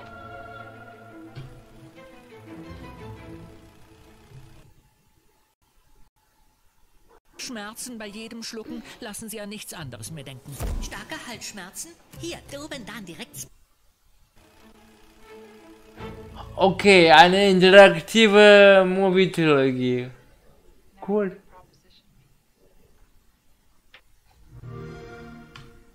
Also gerade drei Teile, okay? Sam, welcome to the show. Thanks so much for showing us your new trailer for Immortality. How are you doing today? I'm good. I'm glad we just saw the trailer because I was totally thinking all about Tunic. That's I needed that quick I reset. know, right? Reminding me when we had to talk The little about. fox is going to be on everybody's mind. Ich finde auch den Namen cool. Eine halbe Meerjungfrau. Okay. Maybe not realizing the use of FMV. Do you find that maybe some of the newer generations of gamers don't really understand what FMV is because not a lot of games use it these days? Yeah, I mean, I think there's definitely a novelty value there. Like when I first, so Her Story was the kind of game where I got into this thing, and that game came out of just being aware of how prevalent video was, right? Like when I grew up, if you wanted to watch a video, you had to go get a video cassette and stick it in some big heavy machine and play around with it. Now you're just watching video on your phone, sharing videos, like it's you know, as accessible as text or anything else would be. Genau, diese FMVs wurden ja früher oft benutzt, so bei der Zeit von PlayStation 1 und so. Und jetzt wird es ja auch kaum noch genutzt, deswegen wurde jetzt noch ein bisschen darüber erzählen. Aber cool, Sam Barlow hat wohl Silent Hill gemacht für die Wii, PS2 und die PSP. Ich habe sie gespielt, war ein cooler neuer Hauch für den ersten Silent Hill. Quasi so ein bisschen neu interpretiert. Metroidvania of video, right? It's like, how do you tell an interactive story which is as open as an open world game, which has as much kind of expressivity as those kind of games, but in a very different way. So in my games, you'll be utterly free to explore the story kind of in any direction and sort of follow your own curiosity. And the way it works here is, if you can imagine the scene in a horror movie or a thriller where someone goes into the library and they're going through like the old microfiche cat, you know, going through the kind of archives and digging up old stories and bits and pieces, or watching, you know, old cursed videotapes. That's kind of the vibe here. So we have Marissa Marcel, who is an actress who in the late 60s kind of starred in her first movie. And somehow ist das eigentlich nach einer wahren Begebenheit oder wurde das jetzt für das Spiel neu gefilmt? Verstehe ich halt nicht genau. No one knows what happened to Marissa Marcel.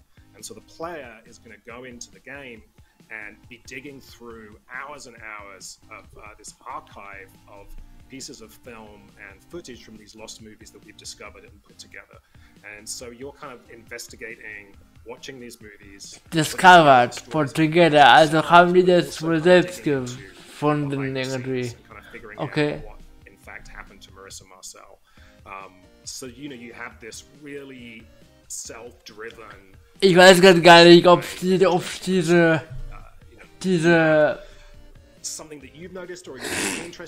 wenn die Mails erinnern, dass sie selbst bleiben. Okay. You know, you're both having ideas and theories about what's going on, and you kind of discuss them as and when you're playing. So with this one, it was really important to us to, from the start, think about the living room experience. Have this on Xbox, have this be something that you can sit back and play together, and really dig into as well this cinematic texture. So, you know, my love of movies and of kind of 20th century classic filmmaking. Also man wird wohl über diese ganzen Archive sehr viele Filmschnipsel durchgucken quasi. Und jetzt geht es weg, mein Gott. I mean, you pretty much summed up, I think, people's excitement about this game in a nutshell. Sorry. It looks awesome. So I see that there's like 3 individual components. Are players able to kind of jump around, or is it more of a crafted experience where you go at them one at a time? So like I say, it's very free. I think with my last game, I was referencing a lot of open world games. It was kind of how I saw it. You know, when you start up an open world game, you can go in any direction, north, south, east, west. And you might see a little something. I'm going to see a small building on a hill and want to go there. And here, it's the story content itself. So from the start, you start with a very limited amount of footage that's available to you. And the beautiful mechanic that we have this time is, as you're watching a piece of footage, and everything you're watching is done through this interface which recalls like a classic moviola machine, right? When movies were made on film, when you're editing them, you have these big, loud, heavy machines, and you're rewinding, moving through the footage, splicing it together. And we've tried to kind of recreate that using modern technology. And when you're watching a scene, if you see something that interests you, and this is kind of magical, and I love it, you just pause the footage and click on that thing. So if you see a character and you see their face... Okay, du kannst quasi den Film provozieren und irgendwo hinklicken, da reinzoomen und einfach mal, ja, das näher anschauen. Okay. Pieces of fruit or a particular animal that clearly means something in this movie. You'll click on that, and then the code will, in real time, generate a match cut and cut to another piece of footage in which that item appears. So you're essentially assembling your own supercut of this movie, and using those visual elements, using characters, stories, plots, pieces, props, as this way of exploring. Okay, das ist schon eine coole Ambition auf jeden Fall.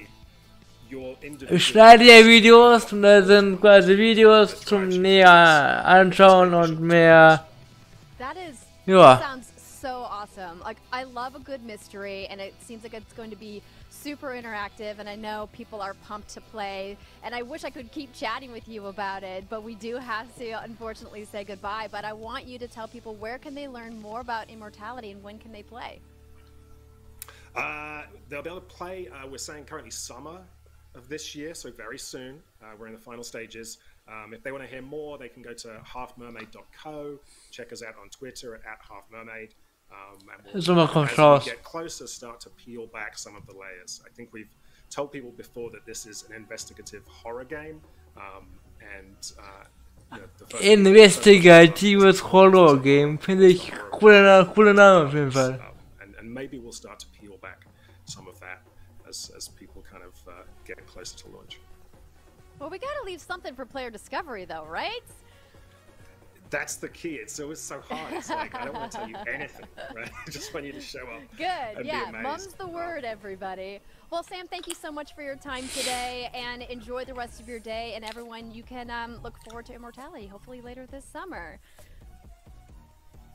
Thank you. Also wie gesagt, Silent Hill Shattered Memories von ihm auch war voll ein gutes Spiel. More ID at Xbox Showcase coming up next.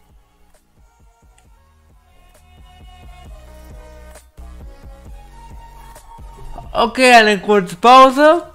Dann würde ich sagen, machen wir auch die Pause einfach mit, weil es ist ja auch einfach eine Live-Reaction, also gerade, glaube ich, läuft der Stream auch ganz flüssig, wenn ich mich nicht täusche, deswegen will ich jetzt auch nicht vorspulen, weil dann, ja, puffert das Ganze neu und dann vielleicht wird mehr geruckelt, keine Lust, das jetzt alles zu verschlimmbessern, deswegen never change a running system. Warten wir einfach mal die 2 Minuten und dann, ja, später, wenn ich das Ganze als Video hochlade, könnt ihr ja einfach vorspulen. Aber so jetzt live, nö, mache ich nicht. Genau. Ja, Horror, Nina hat geschrieben, Horror ist nicht so wirklich was für sie. Ich habe ja auch früher überhaupt keinen Horror gespielt und ich hätte auch keinen Nerv dafür. Aber irgendwie habe ich damals mal nach Jahren auf der PS3 mal das erste Resident Evil gespielt für die PlayStation 1, hat mir irgendwie gefallen. So habe ich auch dann Silent Hill nachgeholt, das allererste, und so bin ich auch dann Fan geworden. Und so habe ich auch Dead Space gespielt, alle 3 Spiele, freue mich auch auf das Dead Space Remake.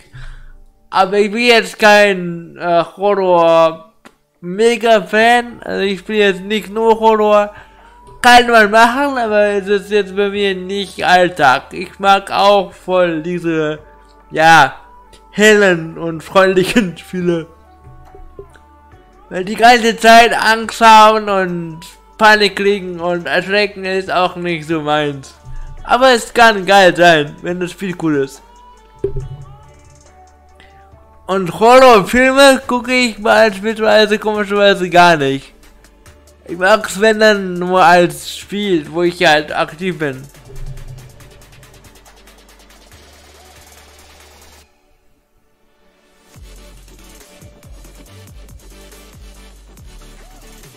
Okay, in 10 Sekunden geht es weiter.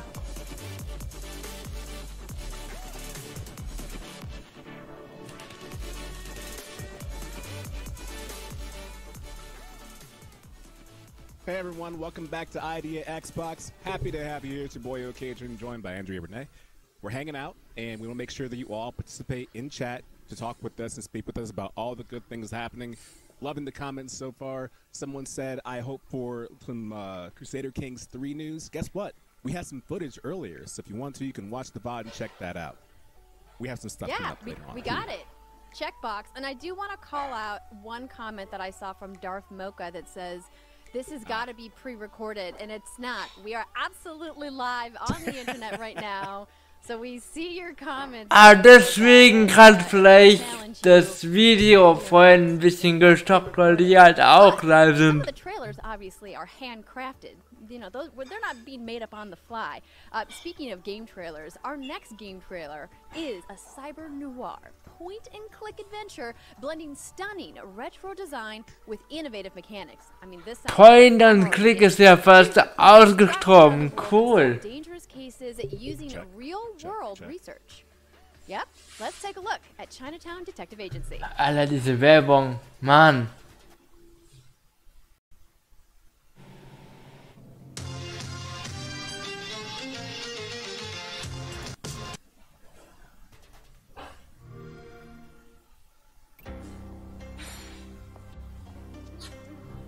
Oh. Bisschen Cyberpunky. Cool. My name is Leonie Ko. Hi. I play Amira in Chinatown Detective Agency. Wow, look at that! A new face! You here for the free Wi-Fi?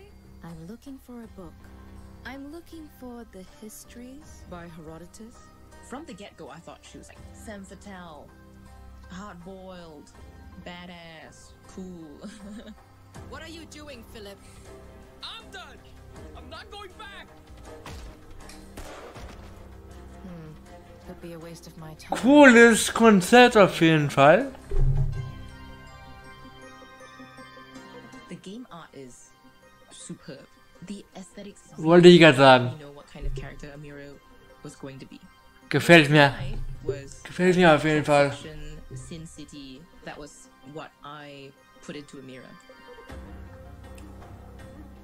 I've never broken into the Hat echt bisschen was so von Baphomets Fluch und Monkey Island, nur halt in Cyberpunk mäßig.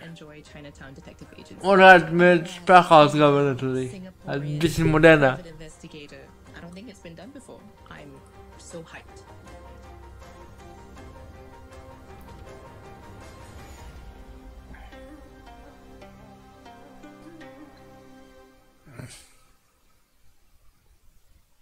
Gut, ja, leider halt nicht für PlayStation, aber okay.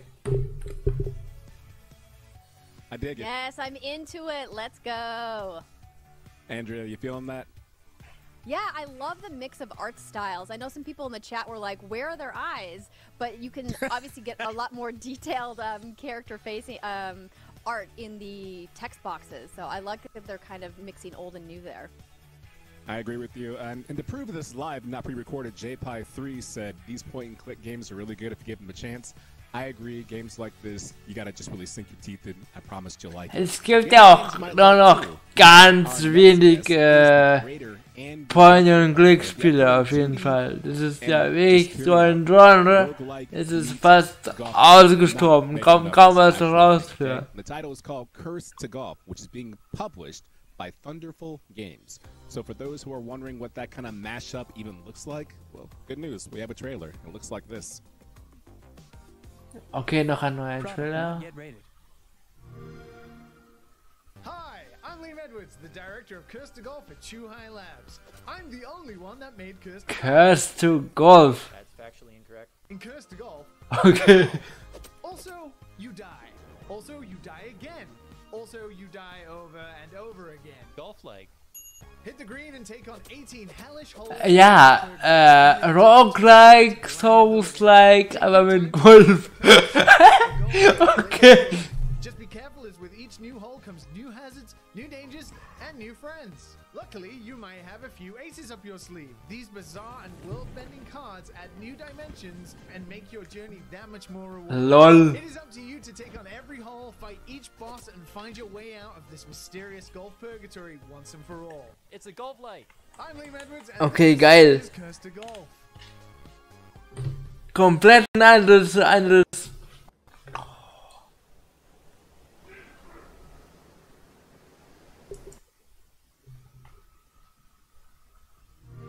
Komplett ein anderes, ja, komplett ein anderes Spiel, Alter, aber es ist geil. Now, Liam Edwards joining us right now. Welcome onto the show at ID Xbox. How you doing? I'm good, thank you. Who is that annoying man? I'm very sorry about that. You know what could be annoying is the idea of a golf-like roguelike, where they say you spend your purgatory in golf. What does that mean? Like, what is this? Very hard to describe. On the surface level, Okay. It's a game that kind of pokes fun at the jokey, hellish nature that some people maybe think about golf. Combined with one of my sort of favorite genres out there, which is like roguelites, in this fun, weird physics-based kind of dungeon explorer. We have 18 holes, and they're all. Okay, also quasi Golf gemischt mit Roguelike und so, aber okay. Aber bist du der Ball oder bist du der Golfspieler? Das habe ich jetzt nicht ganz kapiert. Bend them to your will to try and get through every single hole. If you survive all 18, you survive the game. Now, some cool things right now is that people are saying things like love the mashup concept, and Remy's saying after golf story, I love these blends. So I gotta wonder, what inspiration did you have to make this kind of game? You said you're in golf, you love these kind of hellish style games. Was there a particular moment you were playing something and you say, you know what this needs? It's more challenge. It wasn't really started with golf, actually. It was thinking about roguelites. As a game designer, I think about genres a lot of the time, and that mashup is exactly right, which is how could I mash up some crazy weird things? And I thought about physics in a roguelite, and then that kind of naturally just led to golf, which is something. Okay, es sieht für mich auch gerade ein bisschen aus wie... Kennt ihr noch die ganz alten Worms-Spieler? Also Worms? Mit den Würmern, die sie bekriegen? Nice way to go back and say, if I have to suffer, then guess what? New generation, you've got to suffer too and share in my agony. You're going to suffer with me. Yeah, at this point, though, you are actually dead, so I don't know how much suffering there is after death, to be honest. I mean, if you're playing golf, it can't be that dead, right? King Blade XX says, now I like this question right here. Okay, does it krass. have bosses? It does indeed, actually. You might have sneaked a peek there at one of the bosses. Das hat Bosse! Bosses in the traditional sense, because they're actually kind of supportive friends, but they're challenging you. They want to make sure that you are the pro that you say you are, because before you died, or expired, as we say, you actually were a pro golfer. And the start of the game is you're about to win basically the largest golf tournament that could exist. And you're about to become Krasses Konzept auf jeden Fall. That final shot, you're struck with lightning, and so your travels through purgatory, golf purgatory, is to basically prove that you are the greatest golfer of all time and make it through the toughest 18 holes you possibly can. So yes, it is definitely about golf, but kind of, I don't know, a bit of a strange one. No, I like that. It's like Meet Joe Black meets PGA Tour. We're all here for it right now. So it's a very good way to go about it. And for games like this that are so tough, one of the things I worry about and wonder about, and I personally love, is the challenge of the nature, right? And the nature of the challenge. So Also irgendwie catch mich das what's the challenge like? Spiel. What makes it hazardous along the way? Ich weiß es auch nicht. It's funny you say that because that's something I ask myself every single day as officially right now the world's best player of Curse to Golf. What we're aiming to do, roguelites is supposed to be challenging, and in Curse to Golf, if you do fail a hole, you have 5 shots to finish a hole. So if you think of a traditional par 5, but it's the inverse, which is, that's kind of Okay, here's the ganze Map. And if you run out of shots on your par count, you will round over. So it's up to you to try and use these ace cards, try and get good at golf. We have spin mechanics and everything to add some nice little platforming to it as well. But if you do fail, then you return back to hole 1, back to the beginning. There's going to be a lot of cards and a lot of nice little boons and power-ups for you to basically stall that demise and try and ascend as best as you can to the 18th hole. Really quick question. Are they randomly generated, though? They are not randomly generated. Unlike normal roguelites, golf didn't really suit the sort of, with golf shots, you want to hit like a variety, and we thought like random generation was not necessarily the way to go to get the best out of the courses, so we do have... Okay, ist nicht randomisiert, also die Level sind schon halt per Hand quasi gemacht worden. Finde ich aber auch cool. Like a labyrinth system to determine the difficulty of your run. So even on your first run, the first time you jump into the hole 1 again might not be the first hole again, and you might have an entirely different hole, and then it's up to you to try and put everything together that you've learned on previous runs and tie it nicely together. Well, perfect. We got the gist of it. We got some gameplay, everything you could possibly want. So where do we go to find out more information? How can we follow up on updates on this? You can follow us on Twitter at Shuhai Labs. We also, with our wonderful publisher, Thunderful Games, they're posting a lot as well, so you can go to their website, thunderfulgames.com. You can also follow me on Twitter at LiamBME, because I tweet about this game all the time, like one of those terrible people who talks nothing about their own project. No, that's the perfect kind of narcissism. Thank you so much, Liam Edwards, for being here. Thank you, everybody. Looking really good. Jeez, man. Take it easy. Hello. That was fantastic. It looks really good. We know let's talk more games, and you're listening, so we're going to do that for you. We're going to have another short break, and we come back, more ID Xbox and more games. So stay tuned. Danke.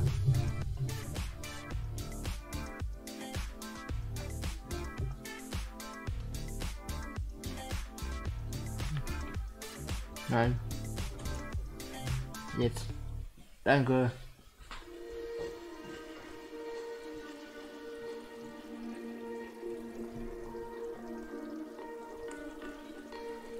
Okay.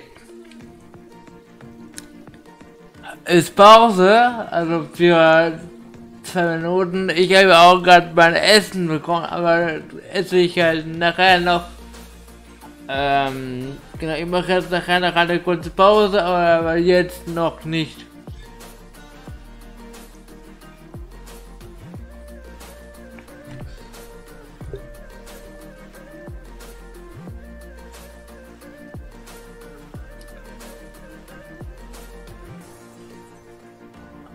Obwohl ich muss gerade auch wohin. Ich mache doch noch jetzt die Pause, Leute. Dann genau. Mache ich einfach Folgendes. Ihr bleibt gerne jetzt noch dran. Und dann ja, mache ich jetzt kurz. Ja.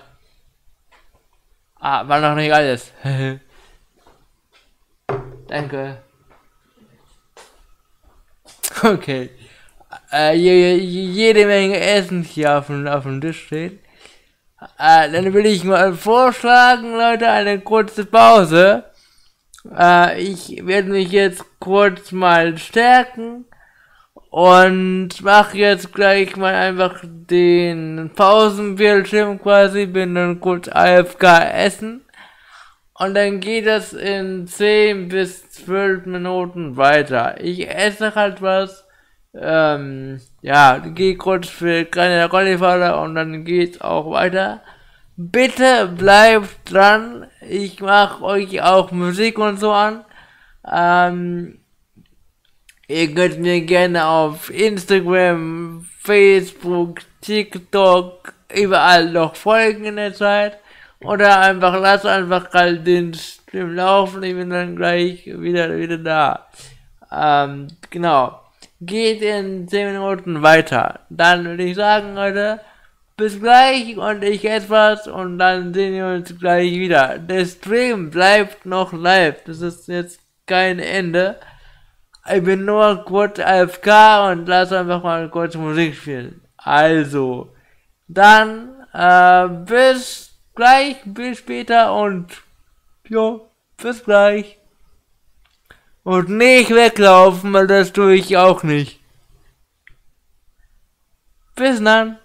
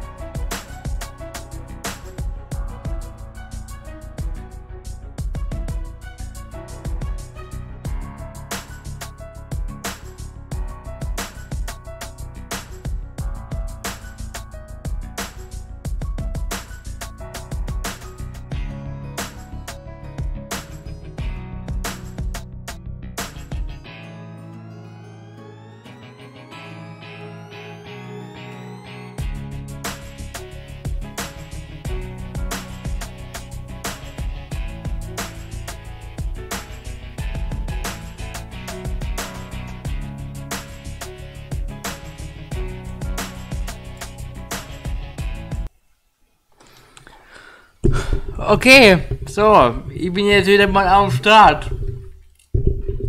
Alright, dann willkommen zum Livestream. Willkommen zurück.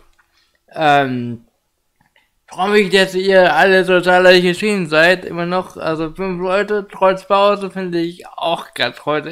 Heute läuft ja alles geil, ey. Okay, so.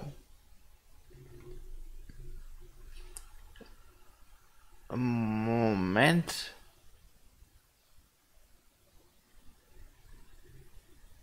Hä? Ah, jetzt.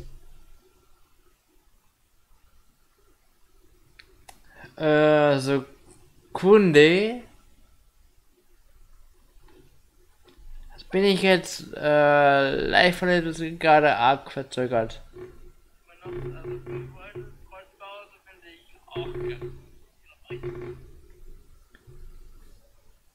Scheint irgendwie ein bisschen in der Vergangenheit zu sein, aber macht nichts. Genau. Dann seht ihr es halt so 30 Sekunden später, aber ihr seht es. Okay. Das passt ja. Sorry, ich habe gerade irgendwie Kribbeln im Hals bekommen. Okay.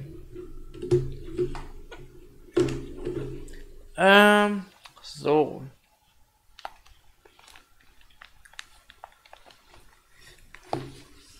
Dann ziehe ich wieder mal den Kopfhörer auf. Sekunde. Und dann machen wir da auch gleich weiter, wo wir auch aufgehört haben. Puff.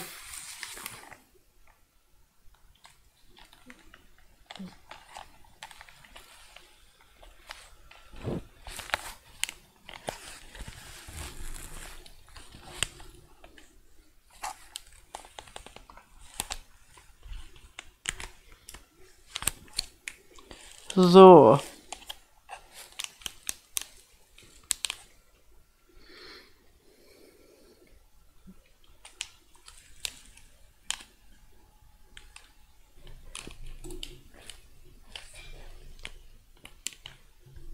Okay. Dann will ich mal vorschlagen. Also Sekunde, ich muss kurz hier noch ein bisschen was umräumen. Leute, seid ihr noch hier? Gebt mir gerne mal ein Lebenszeichen oder wie auch immer. Schreibt mir gerne mal in den Chat, wer noch hier aktiv da ist, wenn ihr Bock habt. Ich mache jetzt einfach mal weiter, wo wir aufgehört haben. Und zwar bei dem ID at Xbox Event. Das hier. Und genau, ich würde sagen, lasse ich mal einfach mal weiterlaufen. Das ist gerade 1,5 Minuten Pause, dann lasse ich einfach das hier noch laufen und dann kommt auch gleich dann das mit dem, ja, dann geht es da auch halt weiter.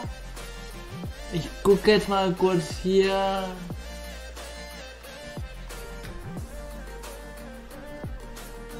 So. Okay. Genau, jetzt halt da auch geladen, super. Also in einer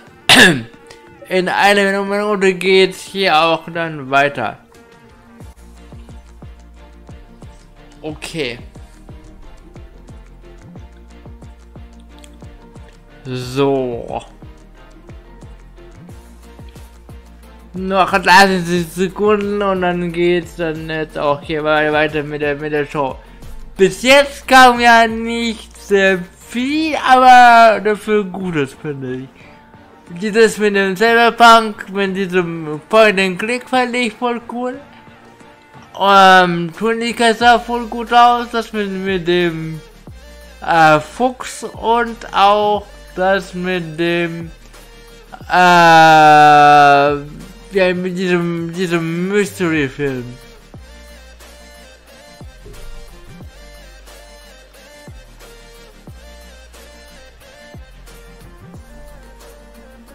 guck grad, ob ich überhaupt den Kopf runter ist. Ja. Welcome back, everybody, to the ID at Xbox Showcase. I'm Andrea Renee, joined by Okadrian, and we have got lots more games to come. Adrian, it's been going so Und weiter geht's. Everything's going really well. The games look fantastic. A lot of people have been saying, I don't want just this one game. I want these 1, 2, or 3 to add to my wish list. And to prove that we are not pre-recorded, because that's an ongoing tale and saga, Kyle C. Fritz, who spoke 1 minute ago, said, and I quote, "So far, the interviews have been really fun and perfect amount of depth and detail." Andrea, that's us. That's so kind, Kyle. Thank you so much for your lovely comment. Keep them coming. Yeah, shouts to Kyle. Okay, ja, Leute glauben, dass die gerade jetzt hier nicht live wären, aber More exciting new trailers for you, so let's take a look at what's coming soon. jetzt sind die auch nicht live. Boah, diese Werbung. Ich bekomme kein Auge zu. Morgen früh soll es endlich losgehen. Wir werden Grenzen überschreiten. In einer Welt, die niemand vor uns gesehen hat.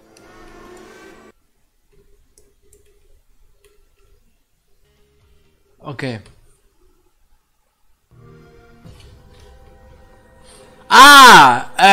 Track to Yomi.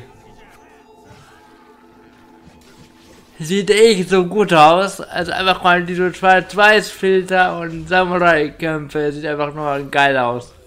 Finde ich. Das habe ich ja vor ein paar Tagen bereits gesehen bei PlayStation State of Play. Und jetzt zeigen die es hier auch bei Xbox. Okay.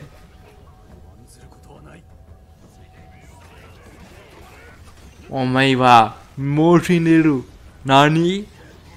Das sieht aber echt gut aus. Wirklich. Ich bin gespannt, ob man dann vielleicht nach dem Durchspielen mal diesen Schwarz-Weiß-Filter ausschalten kann und dann ja in Farbe spielen kann quasi.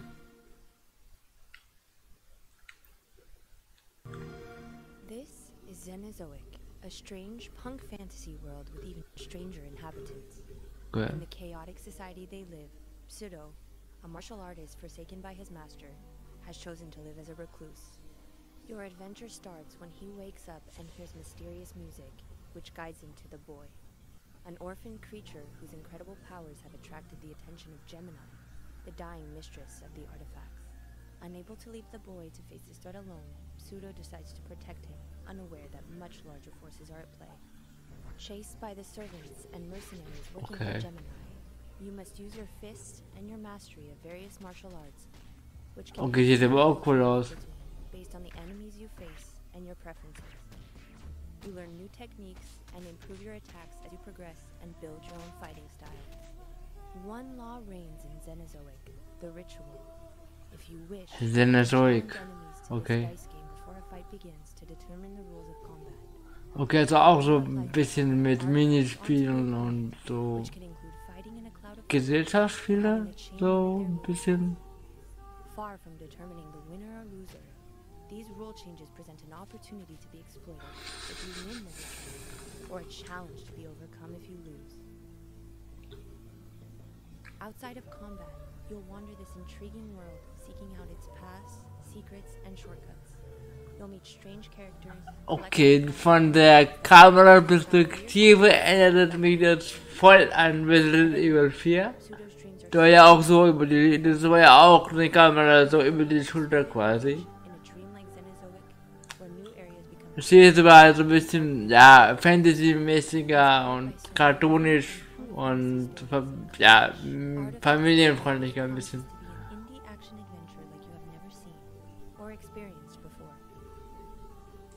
Clash, Artifact of Chaos. Okay. Oh, wie viel Werbung muss denn da überhaupt noch kommen? Das ist doch noch normal. Aber gut, ja, bald bin ich ja auch Partner, dann bekommt man mir auch bald Werbung.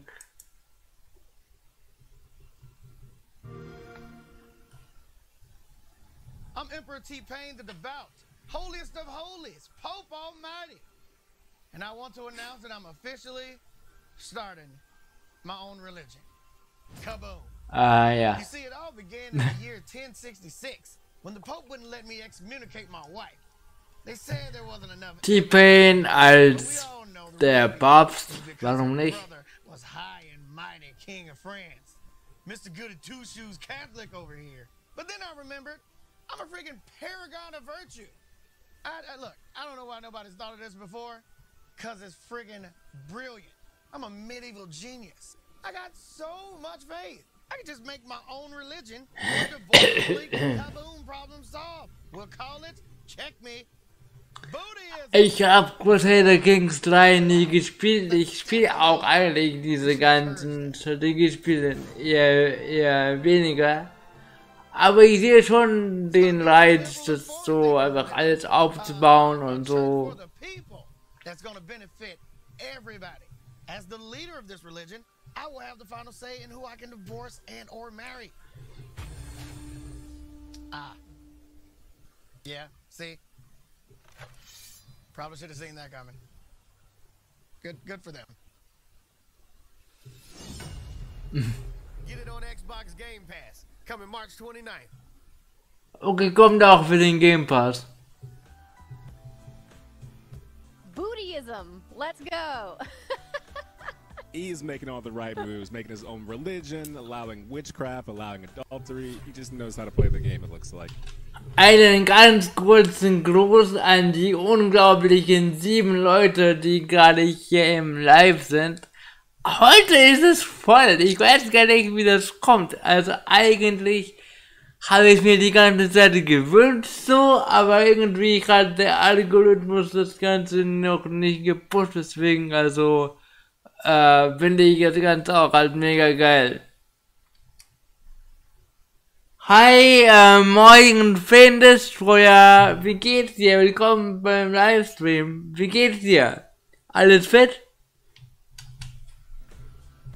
I mean, I said on the break when we were watching these trailers, I was like, whatever they spent on T-Pain was worth it because I'm loving these trailers. And I saw that in the chat, people are demanding a stream from T-Pain, so maybe we can get that once the game is finally out.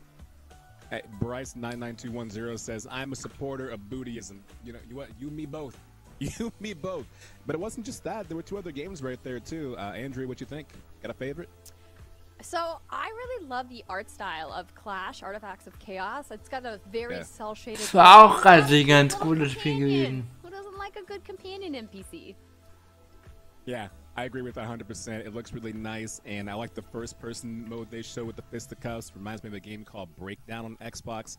Looks really good. I'm pumped for that. But there's more games, obviously, and our next game right here, ID at Xbox Showcase, is a perfect pick for anyone who loves, I don't know, escape rooms, which, you know, probably haven't been a big thing the past, let's say, 2.5 years or so. You can't quite get off the couch, right? But the team at I Am 8-Bit, with shout-outs to them, they were nice enough to send along a full... Okay, es war ein Escape Room Spielmäßig. But okay. Before we get locked into a room together, let's take a look at Escape Academy. Escape Academy. Okay. What are you waiting for? A room full of memory gas is no place to relax. Ja genau, also einfach ein Escape Room Konzept, wo du quasi ja nach einer Ausweg quasi suchst, sei es jetzt ein Schlüssel oder ein Geheimgang wie hier, aber nur als Videospiel. Cool.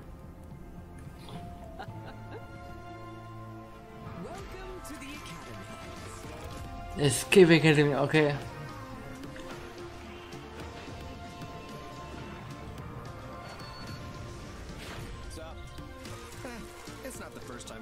Danke dir, Finn, mir geht's auch super, dankeschön. Heute ist der Stream auch ganz gut besucht. Ich kann echt nicht klagen. Normalerweise habe ich mal so 2, 3 Leute, die gucken und jetzt hier so voll cool. Vorhin waren hier auch 10 Leute, was ich halt echt geil finde. Jetzt hier reagiere ich gerade auf ein neues Spiel für die Xbox. Wir haben hier das Pulver Taster Pack mit diversen Geschmacksrichtungen. Zum Beispiel Classic Schoko, mein Favorit. In einer Packung ist eine...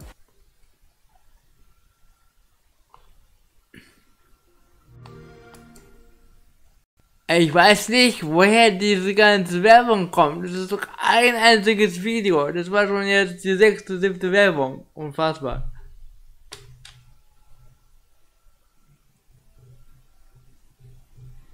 All right, are you ready to do this? I feel like the entire internet is going to judge our escape performance, so hopefully we don't disappoint.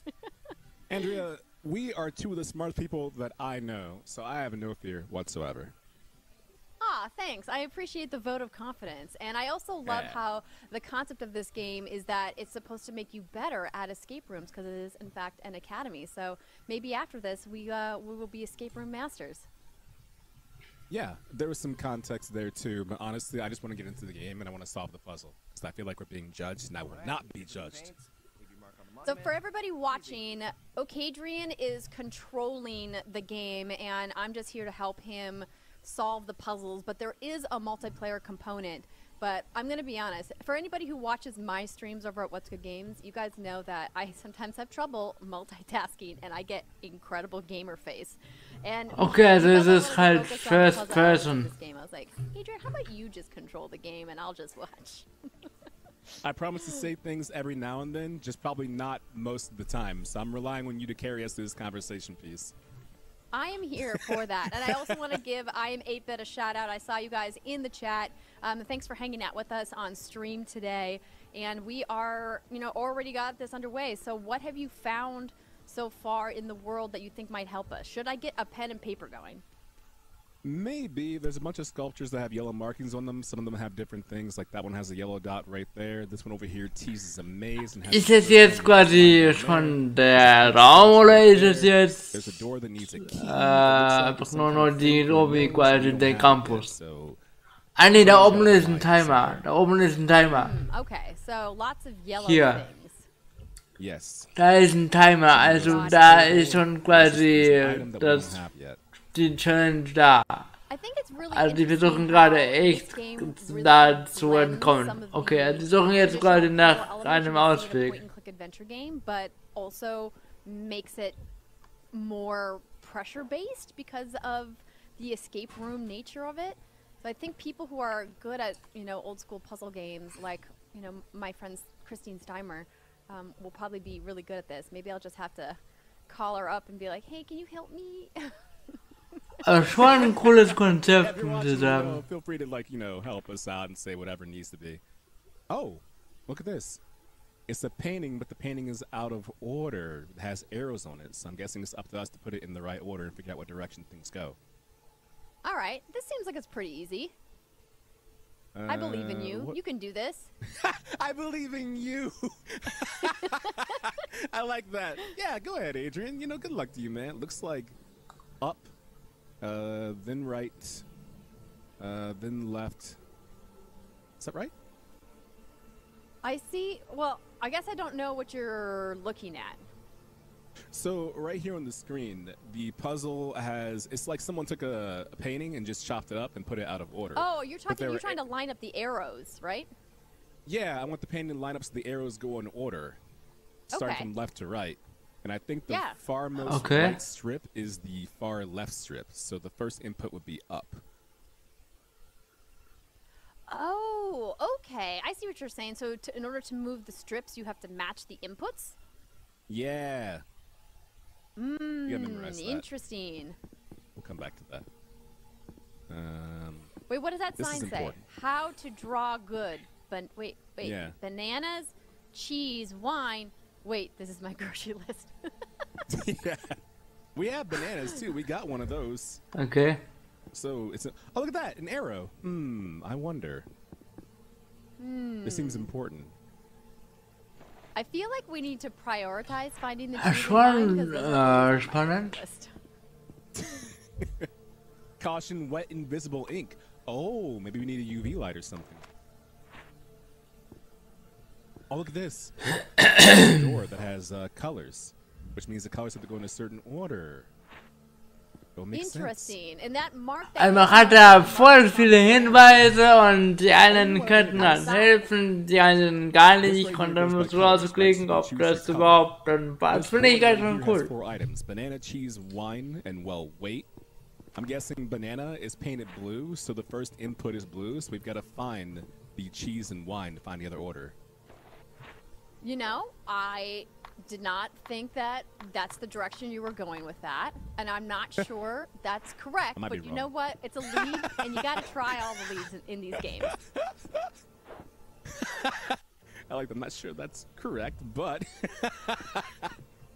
Hey, I wanted to call out. I see Level 1 Gamer in chat is saying, I've never been around for one of these events. Does this mean the announcements are over? No. We have more announcements, more interviews, more trailers coming. We just wanted to show you guys a little bit of gameplay of Escape Academy from I Am 8-Bit and CoinCrew. Finde ich war auch cool, dass sie jetzt nicht einfach nur Trailer raushauen, einen nach dem anderen, sondern auch halt jetzt hier auch ein paar ja, Live-Gameplay zeigen, die jetzt auch halt hier live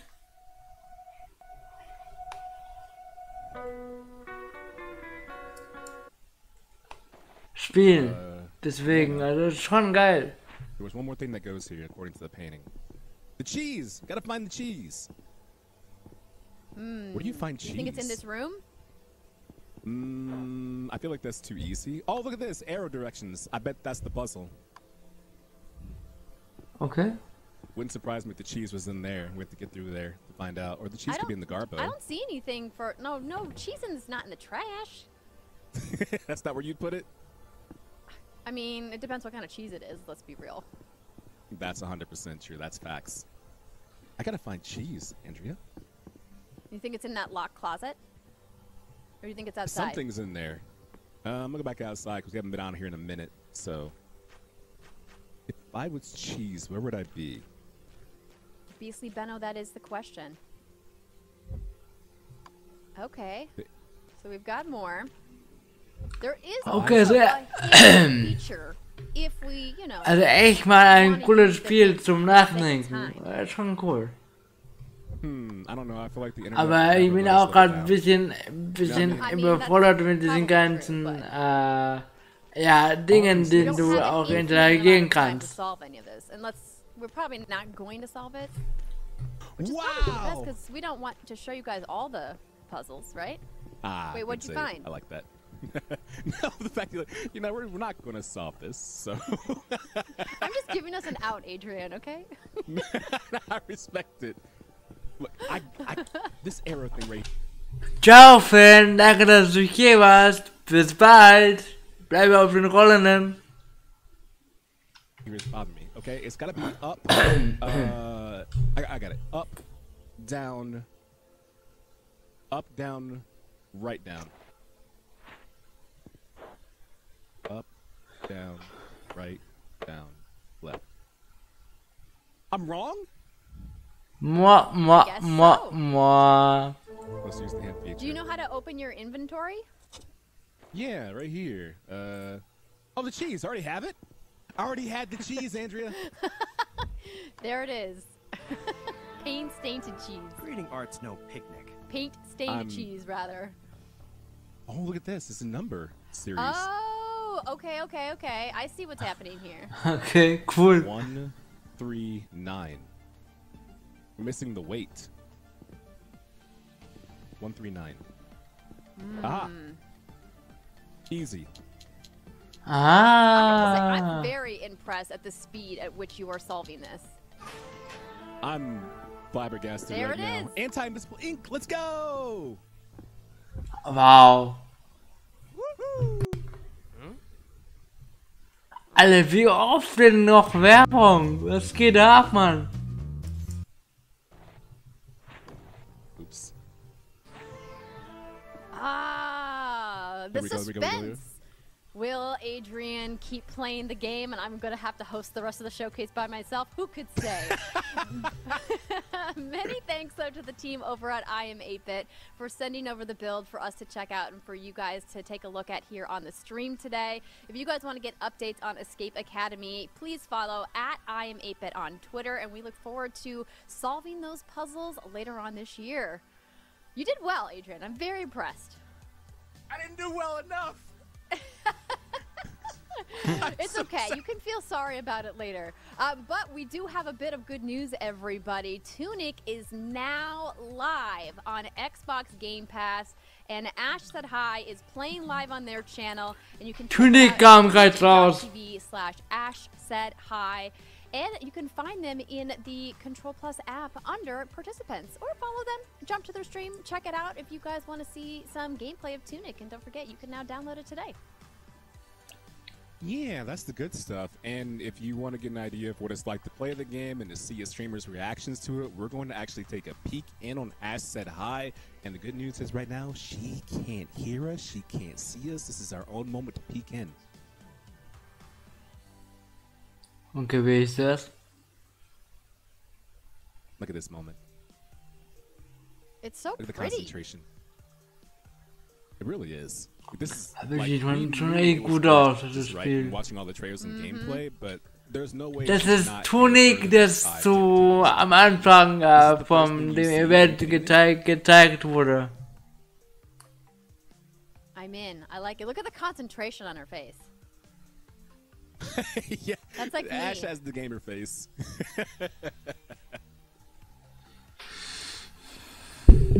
Love it. If you guys want to check out more Tunic gameplay, head on over to twitch.tv/Ash Said Hi, hit that follow button, and check out their channel. I'm still at a loss of words. Abonniert gerne auch meinen Kanal. Und aktiviert die Glocke. The good news is we're going to have a break right now and we'll have a moment to decompress. And the good news is we'll have more games right here at ID Xbox. So stay tuned. I'm going to go play this right now. Okay, kurze Pause von denen aus. Anscheinend. Yep.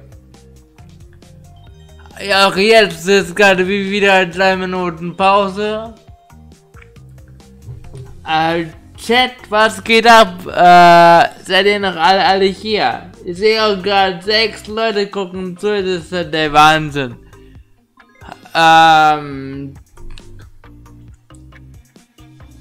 Ich hoffe, ihr habt alle Spaß.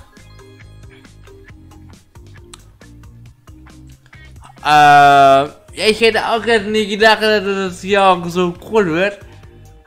Wo auch halt die Moderatoren auch einfach halt echt live das Spiel spielen und so.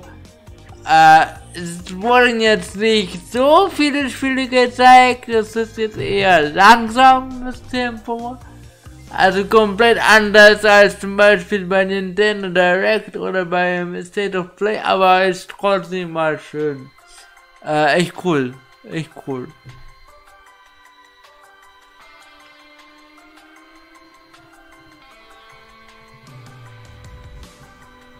Okay, noch 1 Minute und 45 Sekunden, bis es dann hier weitergeht.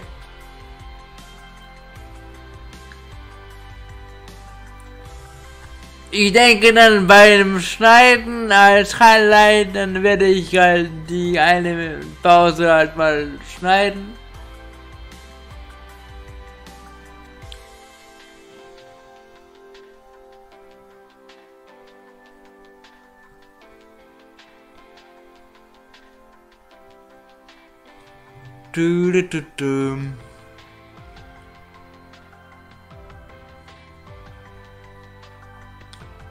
Okay, in 1 Minute geht's los. Ich bin echt gespannt, was noch so kommt. Und da freue mich auch auf morgen.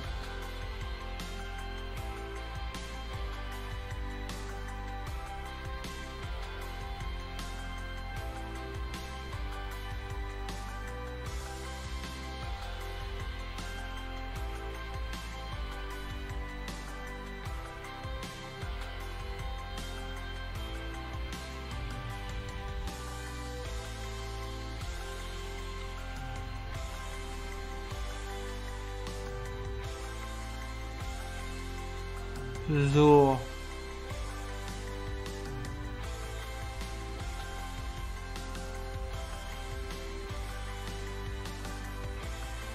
Okay, noch 15 Sekunden, dann geht's weiter. 10, 5, jetzt.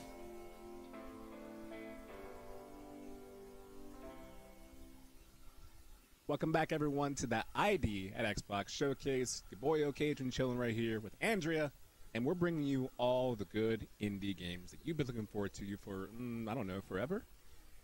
Yeah, obviously forever. It's been so long. But I digress. Are you ready to hit the slopes for some snowboarding action? I know, it wasn't the best transition. Stick with me, everybody. Shredders arrives tomorrow on Snowboarding. Game Pass, and ID at Xbox Showcase has the latest trailer. But first, a quick message from the devs behind Shredders. Take a look. Shredders, okay, noch nie gehört. Yo, welcome to Foam Punch. We're super happy to launch the game. This is almost the whole team, not the whole team. So behind us is a bunch of boards, so we scanned them in that booth there, our photography booth, and we're super stoked that we can finally ride those boards. And like, let's do it. Yeah, let's do it. Thank you for playing and have fun. Das ist cool, wenn so einfach halt Leute an einem Spiel arbeiten, die einfach halt echt Fun haben. Finde ich halt cool.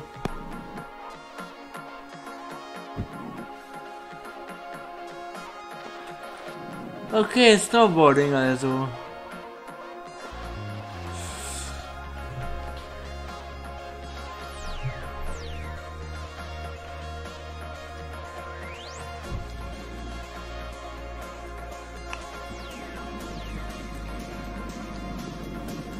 Ihr sieht gar nicht mal so indie aus, ne? Also könnte auch AAA sein, finde ich jetzt. Oder halt früher so, für die PS2 gab's doch diese SSX-Reihe, wo das auch mit Snowboarding war. Habe ich früher mal die Demo gespielt, als auf der Demo-Disc. Früher gab es auch halt Demo-Discs, also früher gab es ja keinen Download und das war jetzt einfach immer auf Disc bei den ganzen Magazinen gewesen. Die gute alte Zeit. Doesn't it just make you want to catch some fresh powder? It does. Like, I used to snowboard, and it means a lot to me because you never forget your first concussion, ironically, and I got mine from snowboarding. And this brings memories back. It's just flooding in. So you're saying you've had multiple concussions? Well, if I did, I don't remember them right. I do remember snowboarding is a blast. We've come a long way from the likes of Cool Borders and 1080 snowboarding. It looks fantastic. Absolutely. I got to take a look at this back during the winter gathering, and now that we're almost into spring, you know, going up to the slopes is probably not on my mind as much as going to the beach, but that's what's great about video games is that you can transport yourself to anywhere at any time, and it seems like the chat seems pretty hyped for this. Oh yeah, they've been waiting for this. I think in the top of the show, people were saying Shredders, Shredders, Shredders, and Shredders. It's here, and it looks really good. Absolutely. But up next, Derek Bradley, the game director on Fling Talk, is going to be talking to Ocadrian. But before we meet him, let's take a look at the trailer. Okay, ganz ein anderes Spiel, das mir jetzt auch nichts sagt.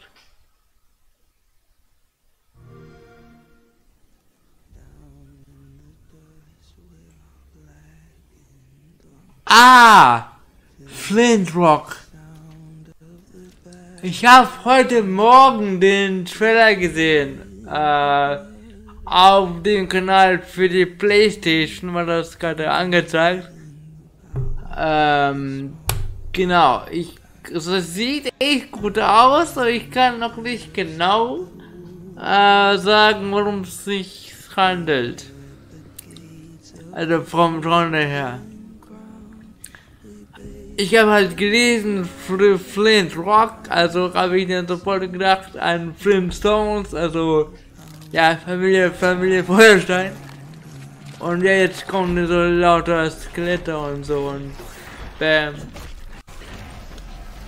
sieht schon ziemlich gut aus. Sah jetzt für mich gar nicht so irgendwie aus, eher so AAA-mäßig, also schon richtig geil, finde ich. Das ist der einzige Trailer, den ich bereits vorher gesehen habe, das hier. Aber auch halt heute Morgen.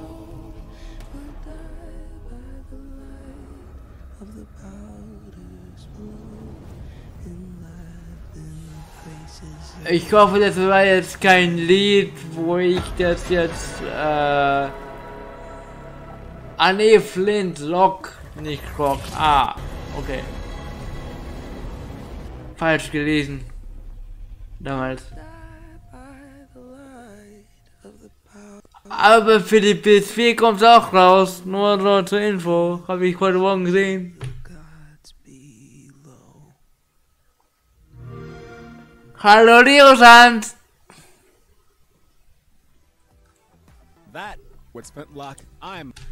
Hallo Leosand, du hast vorhin am Anfang verpasst, wir waren vorhin hier echt 11 Leute.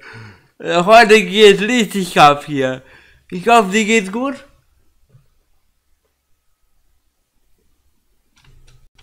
Okay, Adrian, I'm joined by Derek Bradley, the game director of Flintlock. How you doing, homie? Welcome aboard. I'm good, yeah, thank you for having me. You know, people in the chat are already very smart about this. I saw someone who said, hey, you know what? I loved Ashen. And that was their only comment, which means they know your history and they might have expectations. So in terms of how it correlates to this game, if you played Ashen, are you going to have a familiarity with how this game's going to play? Yeah, you know. Die haben Ashen gemacht. It was our first game at A44, so it's a massive. Der Name sagt mir was, ich kann mich halt nicht mehr erinnern an wie das Spiel aussah, habe ich halt nie gespielt. Is very much us taking that, expanding on it. You can kind of see the visual style in the trailer itself and like how far we've pushed that. But that's expanded into every other part of the game, so can't wait to see what people think. I can't wait to see it either. Like, the thing is that intrigues me, one of the things that intrigues me the most is the fact that the game is called Flintlock. You're holding a flintlock, but I feel like it can't be that on the nose, right? Like, can you give us a sneak peek or an idea of what that title means, if there's significance to the flintlock? Sieht halt echt schon gut aus. It's actually quite an interesting thing. We took like a fantasy world which would have had dark magic and the undead and all of those kinds of things, and we took human society to a tech level where flintlock pistols and guns and all those kinds of things had just been invented. And so I suppose the whole proposition is like, how would this play out? Now, how would something like Lord of the Rings play out if people had just invented? Ja, Leo, ich weiß auch nicht, was heute los ist. Irgendwie klicken heute alle. Finde ich auch voll cool, dass sie auch einfach mal dranbleiben. Finde ich echt cool. Also heute machen wir die Watchtime echt nochmal richtig viel. Deswegen, also die YouTube-Partnerschaft ist echt zum Greifen nah. Danke euch allen, Leute. Ihr seid echt die Besten. And they were able to blow things up, and you could, you know, where a wizard would be all powerful because they could throw a fireball at you, well now you could shoot a cannon back, you know? It's really interesting, and like there's a lot of really fun stuff we can do with that, yeah, in relation to those kind of dark and terrible magics that also exist within the world. You're bringing about all the dreams people want. You know, I'm just picturing moments of Lord of the Rings where he's like, I would cut off your head, dwarf, if it stood, but and then Flintlock. And that's the easy conversation to have right there. So you're putting everything full front. One of the questions that's been perusing right now, the chat, one of the questions I see is, I want to pet the dog. Can you pet the dog? Pet dog, bird, yes, no. Derek, can we pet the dog? You know, it's a deep question. It is a really deep question, and something that we don't really like to talk about, you know? I feel like he's just got a lot of attitude, you know, and so I think so, like, when it comes down to him, he is kind of the epitome of all that dark magic and all of that all that stuff. Ich bin schon interessiert in dem Spiel. Sieht schon, die Welt sieht schon cool aus. Auf jeden Fall. You know, we're sort of still trying to work it out with him. He's got a bit of an ego, you know, but we'll see if we can convince him to let you pet him, I suppose. You know, Derek, I gotta say that was the most political answer I've heard in my entire life. And I love it so much. I think like petting the dogs is so important, you know, it really is. We don't even know if that is a dog because it has dog-like features. Is that a constant companion? Does it summon, or is it just with us the entire time? Yeah, so that little guy's with you the whole time. He's essentially like your companion. He you know, where you bring all that like flintlock weaponry, you bring the guns and the bombs and all that kind of stuff that you could possibly do as a soldier. Gameplay zu sehen wäre mal nice, aber es wohl noch nicht so weit. Like these little bird claws, and he's got monkey paws actually on the front, and he's sort of covered in feathers, and he's got horns as well. But he's sort of like a fox-like creature overall. And yeah, as you go through the game, you kind of figure out who he is and what his whole sort of story is. No, I love the majesty of the setting. I love looks like a boss at the very end that has the giant hole in his head that kind of glimmers and glows the entire time too. So what kind of art style were you looking to accomplish this time around compared to Ashen? Yeah, because it's a big jump up for us, and as I say, like, I mean, for every single part of the game from... Ich notiere mir mal ganz kurz, Ashen mal abzuchecken demnächst. For us, you know, it's really just sympathetic to the medium, like what we're trying to do at the moment, and with us kind of stepping into sort of this like pre-industrial Napoleonic type tech level. We wanted to really portray that with a lot more of a realistic style, I suppose you could say. But also, you know, for our studio, it's just invigorating to try new things, to test our limits, and push as far as we can. And you've had success in the past. You've done some great stuff. And the funny thing about a trailer, too, is you never know if the trailer is giving you a glimpse of what is or what is not possible. And I know the other day when we spoke in like rehearsal, I was like, hey, when I saw the Ashen trailer and I played the game, it properly represented it, right? Do you feel like this trailer properly represents what this game is going to end up like? Yeah, I think that's something that we like sort of deeply believe in A44. Like all of the stuff that you see here is captured in engine, so we've essentially just used the spaces that we have in the game. We've used the characters we have in the game and posed them for the trailer. But it really is just, this is what it's going to look like. So yeah, very, very similar to Ashen in that regard. Man, you gotta feel really good about that too, because people are they're saying positive things right now in the chat. They like the cinematics, they think it looks beautiful, and of course they want to find out if you can pet the fox bird doggo thing, which we'll find out in the future, as you pointed out, maybe sort of kinda. But if we want to follow updates on whether or not that's possible, where can we get more information? Leute, ich muss ganz kurz für wenige Minuten mal hoppala. Ich muss ganz kurz mal eben AFK, ich komme gleich wieder. Bis gleich.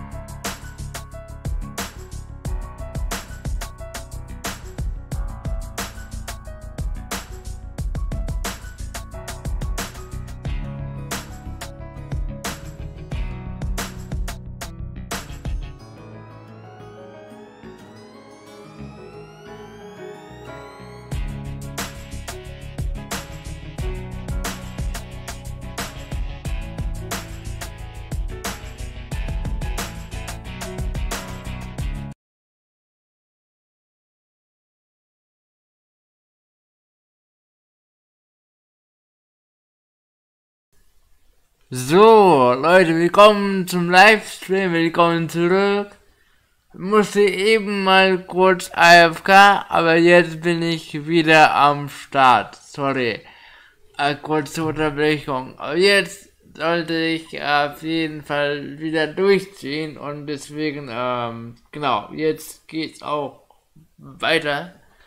Sekunde.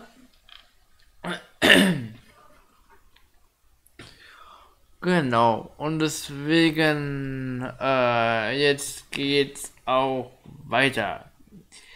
Okay, ich habe jetzt, aufgehört, also quasi mitten in diesem Event hier, warum jetzt noch einige hier sind, vielleicht sind jetzt auch manche schlafen, kann auch sein, aber jetzt bin ich auf jeden Fall wieder am Start. Wenn der halt steht, bin gleich wieder da, dann bin ich auch gleich wieder da, deswegen, genau, also, dann mache ich jetzt mal hier und dann da, so. Da haben wir auch gehört, wir haben noch eine gute Stunde vor uns, deswegen lass uns mal hier starten. Pretty much everywhere. Google it and you'll see us wherever you want to find us. That's my favorite answer, is just Google us. You'll find us there. So thank you very much for that. Thank you for the information, and thank you for bringing us this wonderful cinematic trailer. It looks fantastic. I appreciate it. Thank you, Derek. Thank you. Hey, that looked really good. Okay, vorhin hatten wir doch dieses Flintlock-Spiel und jetzt geht's hier weiter mit der Show. Up next, Andrea Benet is going to talk to two devs from Roblox. Looks like Jansen Madsen and Matthew Hupton, creative director and technical director at Splitting Point Studios, which is the studio behind the viral hit Wacky Wizards and high fidelity phenomenon Rolling Thunder. Take it away, Andrea. Thanks, Adrian, and welcome, Okay, die Jensen Spiele and kenne ich, Matt. glaube ich, Welcome to nicht. the show, guys. How's it going? Hello. Hey. Yeah, it's great. Real glad to be here. Yeah, we're excited.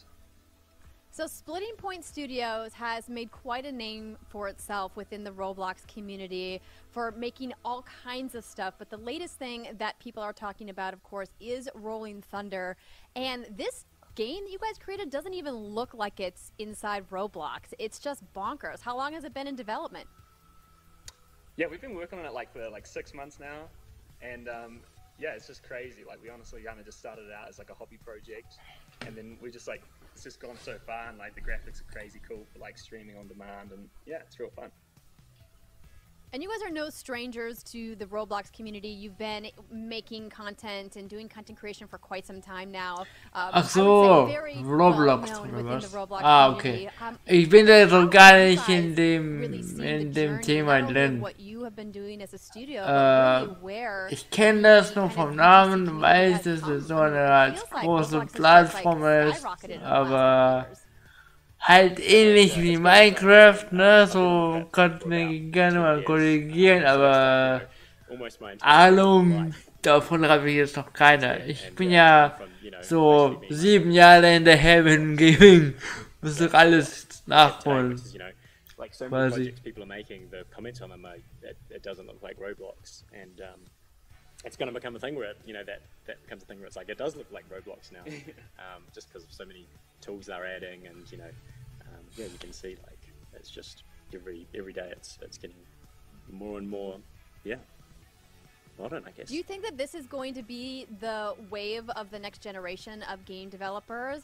I mean, obviously tools like Unity and Unreal Engine are always going to be important, but it feels das like ist quasi, soweit ich weiß, ist das so ein Spiel im Spiel. Also das ist so eine Art Plattform, wo du einfach auch Sachen da so kreieren kannst. Like on Roblox is so seamless and easy. Genau, so einfach einen ganzen Ego-Shooter machen kannst, so ein Jump'n'Run machen und so. Also du kannst quasi Content erstellen in dem Spiel. Also, weil ich halt weiß, aber so genau. So when was that period for you? And do you find yourself not wanting to go back and play because you're doing just too much work? Do you ever just go in and like just mess around for funsies?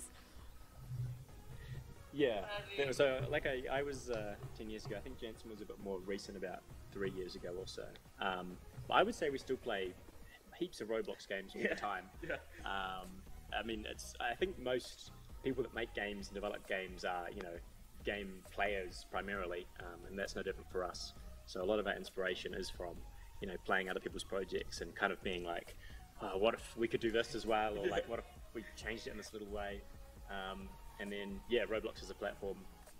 Yeah, one of the main reasons we use it, because once you have that thought, it's a lot easier to kind of just jump in and make that change. Yeah.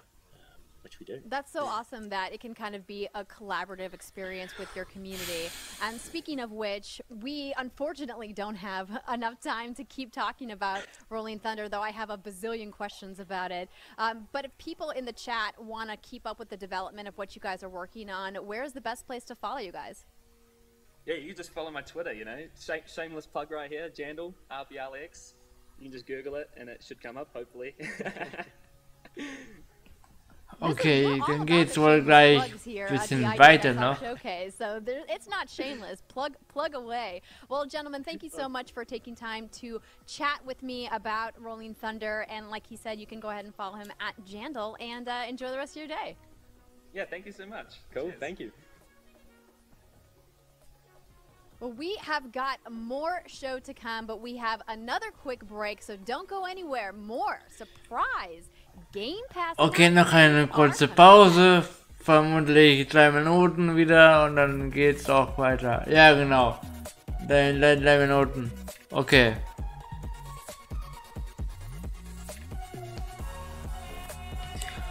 Ja, soweit.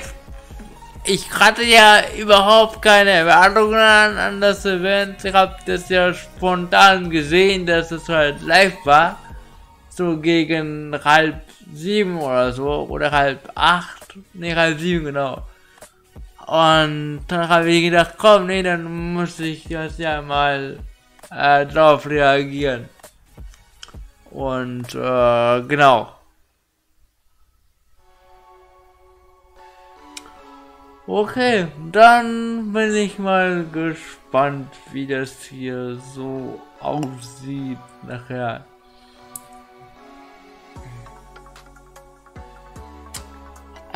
Chat, seid ihr noch aktiv und wach und habt Spaß?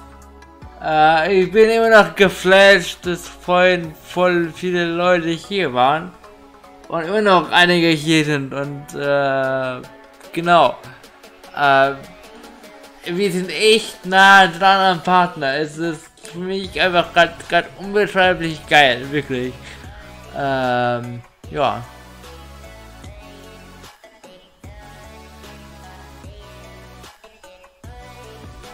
Okay, noch 1,5 Minuten und dann geht's los hier.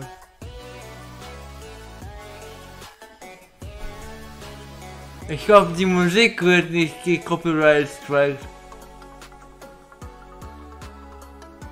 Ich meine, da werden auch noch andere drauf reagieren und so. Mal gucken. Mal gucken.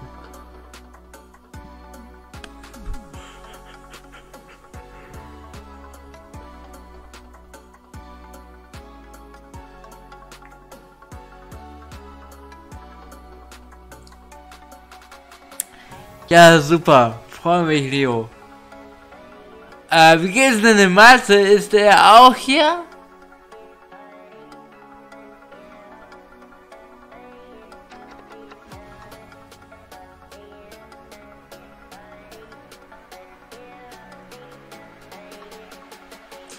Okay, jetzt noch 30 Sekunden und dann geht's weiter. Ich spule extra nicht vor, damit das immer noch einigermaßen flüssig bleibt, deswegen will ich halt nichts riskieren.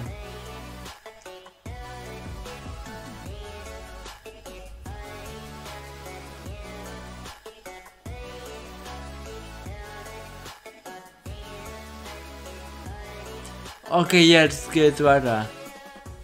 Wir haben noch ungefähr 45 Minuten. Xbox Showcase. Okay, Adrian here, joined by Andrea Renee, and we have been putting on. Ist echt ein langer Stream, finde ich auch cool, dass es so gerade bei mir auch komplett das Ganze umfasst. I do see you in chat trying to defend your performance in Escape Academy, and don't worry, it's okay. We all believe that you would have solved the puzzle if you'd been given just 2 more minutes. I kid you not. I've been dwelling on this for like 20 minutes. Like, it has not left my mind. I've been sitting here stewing in the background like, I bet if I had 2 more minutes and we're going live. Are we? Because I want to play some more. So thank you for acknowledging that. See, this is what happens when you let him play a game in the middle of the stream. I told him that it was risky. But what's not risky is the chunk of new trailers we've got for you guys. Let's take a look at what's coming to Xbox soon.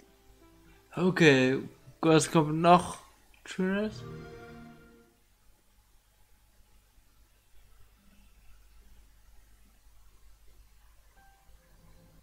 Wale im Himmel. Oh ja.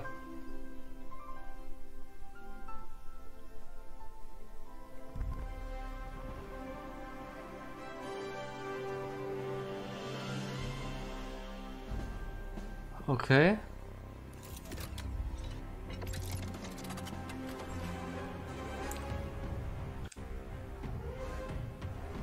Sieht ein bisschen aus wie Schneewittchen.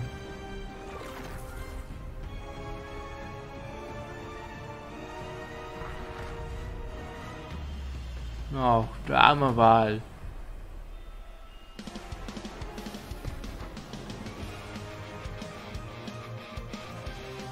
Ich wollte gerade sagen, was ist das für eine Art Spiel? Also Strategie, Rollenspiel, also Fire Emblem mäßig.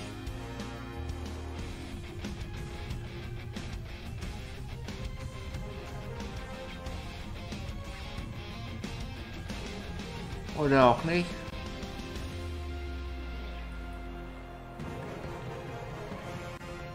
Veilfall. Okay.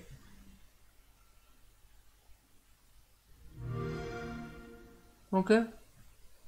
Nicht schlecht.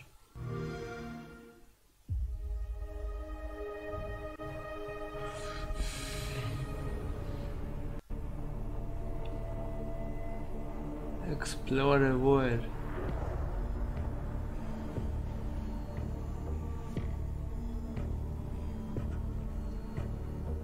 Okay, sieht ein bisschen mysteriös aus.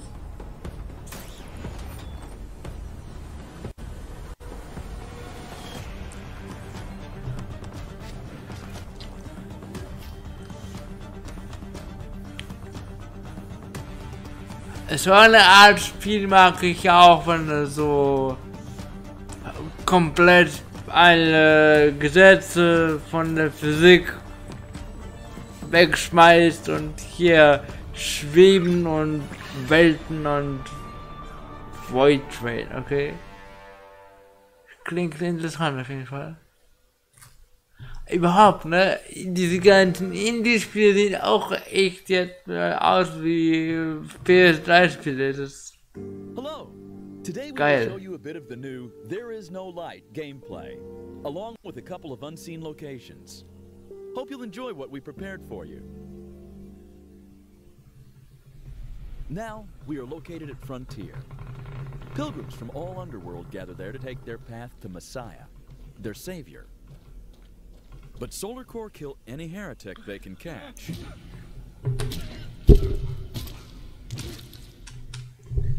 Rio, okay, also du meinst, der Arzt meldet sich auch bei dir gar nicht mehr? Also jetzt so privat quasi. Krass, okay, ich hoffe, es geht ihm gut. Wenn du von ihm hörst, kannst du ihm mal schöne Grüße sagen. Aber ja, okay, krass. Ja, vielleicht ist ihm gerade nicht nach Reden oder so, aber ich denke, dass er sich sicherlich mal nochmal melden wird.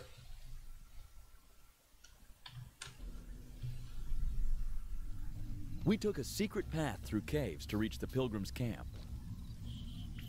Along the hero's way, he will meet many people and creatures who need his support.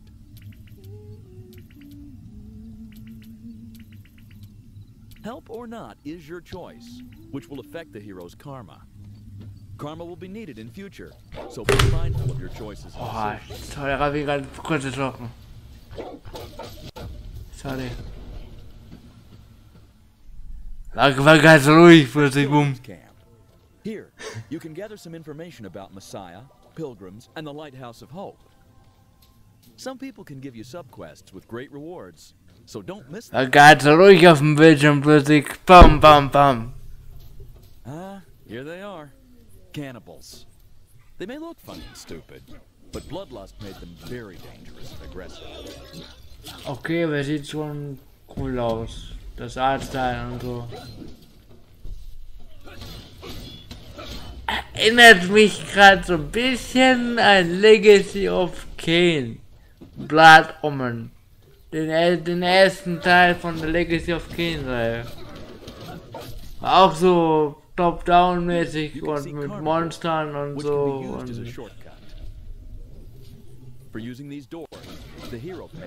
ey, Legacy of Kain, so eine geile Spielreihe. Ich liebe ja Soul River und Defiance, die Story und Umrundum Brasil und all das. Das war so eine geile Spielreihe, die ja leider nicht mehr fortgeführt wurde. Das wäre noch 2003 noch, als noch für die PS2-Zeit. Da kam irgendwann mal Noscope, das war so ein Online-Ableger, der einfach nur in dieser Welt spielte. Dann sollte Legacy of Kain Dark Sun oder sowas rauskommen. Für die PS3 wurde aber gecancelt und so. Ja.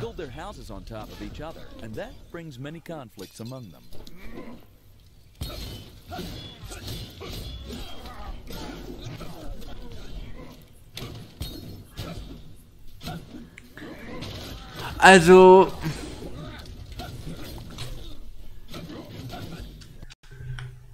das mit dem Krieg kann ich aber auch gut verstehen, weil mich halt das Ganze ja auch sehr besorgt. Malze ist aber quasi ja voll deutsch oder so, oder? Also hat quasi, oder hat er auch Verwandtschaft irgendwo im Osten, wie ich. Weil bei mir war es ja echt so, ich bin ja Russe, halb Georgier und hab noch Wurzeln in der Ukraine auch. Deswegen ja, ich bin da überhaupt nicht von dem begeistert, deswegen ja. Echt schwierig, auch das Ganze mich anzusehen, weil ich bin in Frieden und dann sehe ich einfach wie, ja, die eine Hälfte gegen die eine Hälfte sich halt, es ist einfach schlimm. Und klar, bei euch in Potsdam ist es ja auch alles ein bisschen näher an der Grenze und so als hier.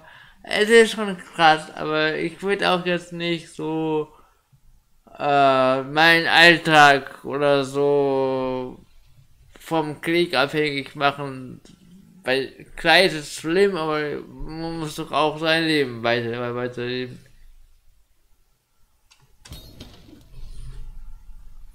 A tough fight ahead. Let's battle through it.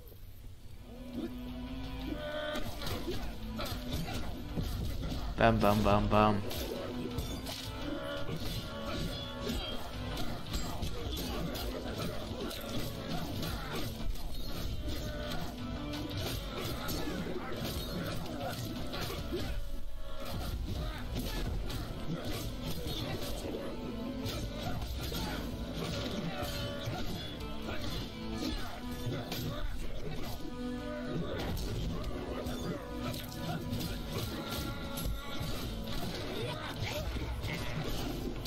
Okay, ein paar Gegner wählen umhauen.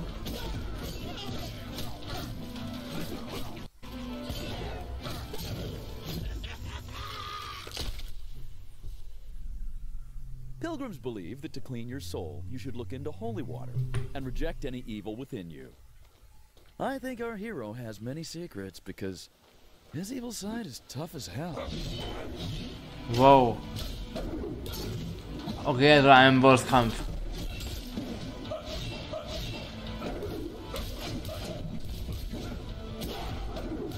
Das sieht schon stylisch aus. Ich mag so Echtzeit Kämpfe, wo man so einen Vogelperspektive hat. Hat so ein bisschen was von Zelda. Aber halt auch mit ein bisschen mehr Action. There Is No Light is coming out this year. There Is No Light. Okay, Kling sieht echt gut aus, würde mich leider halt keine Xbox. Wenn es für die PC kommt, warum nicht? Man, the Twitch chat comments for There Is No Light were hilarious. The cannibals living on top of each other, the I love it. I like that impression of the I got pumped. I got called out. Sounded like. They knew I would like Void Train, and I do like Void Train. It's Trains meets Half-Life. If Half-Life was about existential dread in the void, it looks great. I like that Brunamania in chat said if they thought it looked like Polar Express and Snowpiercer got into a fight. Yeah, that's about what it comes down to right there. Yeah. Battle of the Trains. All of you but you love video expressed games. some very intriguing sounds during the Whalefall trailer. You know, I did So, because the fact that ich glaube, das hier ist ungefähr gegen 1 Uhr zu Ende, also genauso wie ich halt jetzt live gehe. Wir haben jetzt 0 Uhr 22. Oh, like I was making the There Is No Right sounds during the trailer. Yeah, it looks like the cutscenes and some of the narrative dialogue scenes in the gameplay are going to be in that anime style, and then it looks like the gameplay itself, you know, is in the complementary art style. It's interesting. We don't see a lot of games doing that. No, but we do see a lot of games, and we're going to see even more, including this next game, which I am extremely biased towards, right? We're going to meet the devs and stars behind a little game called WrestleQuest. Now, WrestleQuest is the only Let's game go, a that neues allows you Spiel. to powerbomb, suplex, and taunt your way through a massive RPG world where wrestling, action figures, and toys collide. So before we, meet the team, let's watch. I've always wanted to say this. Let's watch the world premiere trailer of WrestleQuest. WrestleQuest, okay. Introducing Ach so, Wrestling, okay.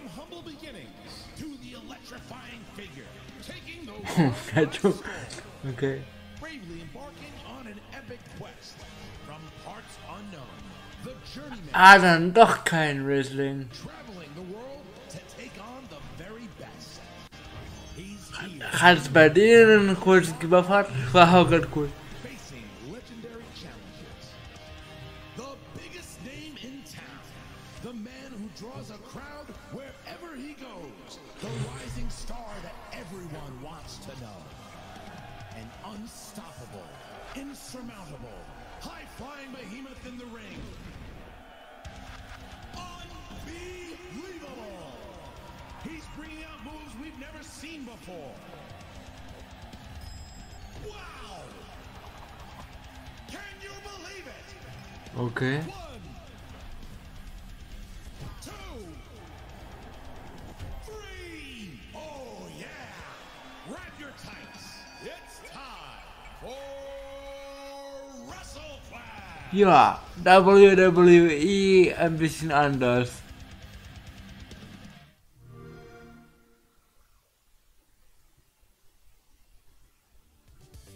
Ah, man, this is my favorite time of the day. I've been waiting. I'm going to try to do this as professionally as possible. Welcome the founder of MegaCat Studios. James is with us. We got the last outlaw, Double J. Jeff Jarrett is here. And, of course, my man, Mr. Five-Time himself, Booker T. Thank you all for joining me for this. Thanks, Adrian. Hyped to be here. Thank you. What's up? Yeah, love to have you all here. I heard that Adrian was up in the background, good looking out. Of course, first things first, big shout outs to Queen Charmel. Well deserved. Hall of Fame. Yeah, you know what it is.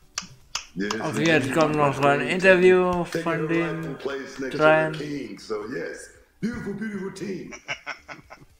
Yes, sir. Happy to have you all here today. James, want to start off with you. Hey, you know what? Maybe you haven't held any championships that I know of, but with this game right here, I think you've got a championship on the way. Tell me what we're looking at right now. What is this? You know, I want to add that I'm definitely starting out WrestleQuest here from a fan perspective. Like, this is a multi-year, 3-year project where our team is just so excited about. Although I've never wrestled, I have powerbombed my children to sleep, and I often wrestle my team members at the office. So it's we have insurance for it. It's all good. Okay, der hat nie gewechselt, aber der hat immer die Kinder ins Bett gezerrt, quasi, damit sie schlafen. Okay, ist auch cool. By nostalgia from the ground up. It's the art style, it's the IP, the storytelling. If I describe WrestleQuest really broadly, it's Toy Story with Lord of the Rings storytelling through the lens of a wrestling universe. So everything here is wrestling. There's no kayfabe. Wrestling's always on, and wrestling is life. So it's very much packed in every nook and cranny with just this very, very real love for wrestling that we've transformed with just a number of amazing legends that we've had a chance to work with, like Jeff and Booker. Yeah, we got some live gameplay right here. And Booker, I'll start with you. I remember we spoke earlier, and you mentioned that you were a gamer. We were talking about how in video games, it's always the pageantry and the entrances, and can you brainbuster off the top rope? But finally, we have a game that talks about the story element of wrestling. Can you tell me what that means to you? Yeah, that's the part of wrestling that's near and dear to my heart. I always talk about the Shakespeare, and the Romeo and Juliet, the Phantom of the Opera, the Encore, the Bravo. Being able to go out and tell a great story through professional wrestling has always been the pinnacle of a professional wrestler trying to get to that point through a game like this. The fans actually have a chance to actually feel what it's like to be inside of the game. That's big shout outs to that. And Double J. Okay, so ein Wrestling-Rollenspiel oder wie? Ich verstehe noch nicht genau das Konzept. Looking forward to as well in this game. You know, coming from a wrestling family, I'm a third-generation wrestling promoter. I've wrestled for over 35 years, and at the very core of it, we're all about an emotional connection through storytelling. And if you want to go back to the 80s with Macho Man or Andre or the 90s, all through the generations, it's all about a connection, connecting emotionally. You can have the greatest move set in the world, which is very, very important. But at the end of the day, you've got to have the characters, you got to have the persona, and you have to tell the story. And James and his team at Mega Cat have blown me away since day one, because that's what they've sort of dialed into, is the art of the storytelling, and WrestleQuest is certainly going to do that. I'm happy you brought that up too. And James, to kick it off to you, I want to say first off, thank you for including one of my favorite storytellers, my favorite wrestlers of all time, Jake the Snake Roberts. I remember when I was a kid, his beef with Macho Man and the whole Earthquake sitting on Damien storylines. When I saw those as a kid, I legit thought they hated each other. I thought Earthquake killed Damien. I thought Jake was blind in one eye for WrestleMania 7. Like, I was involved in all that. So for you to include this kind of stuff in the game, that's big props. Okay. Yeah, you know, man, it's been so much fun to work on, and the game very much is just layer after layer of like our dreams of what we wanted to bring to the games industry. Like, most of us were inspired by this era. Ja, also ich so ein Rollenspiel, wo du auch halt mit den anderen sprichst, dann auch irgendwie auch dann unbedingt spielst. Okay. More about wrestling than the Steelers here, but it's the truth at the office. You know, it's like it's something that we've just poured our hearts into, and I think you can see it as you start to work through the storytelling in the game. So it starts off with a young Randy Santos, who later becomes Muchacho Man. You know, his entire life is inspired by 80s wrestling. Muchacho Man. Sitting in the living room like many of us, about 3 to 5 feet away, because it's an old TRT. Ach, es ist rundenbasiert.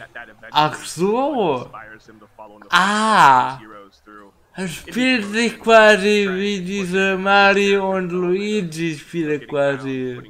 So, eine Knopf, die Attacke, ein Kopf, die Attacke und so. Okay, cool.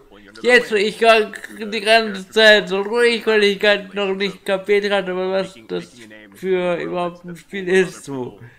Ah, okay. Okay. Ich war gerade noch so am Verarbeiten. Okay, jetzt erzählen die vom Spiel, aber ich konnte mir das gerade nicht ganz vorstellen, was das überhaupt ist. Okay, also einfach ein Rollenspiel durch und durch. Also jetzt hier auch so mit diesen Trefferpunkten und so und mit, ja, okay, verstehe. By Macho Man, who's one of the flagships.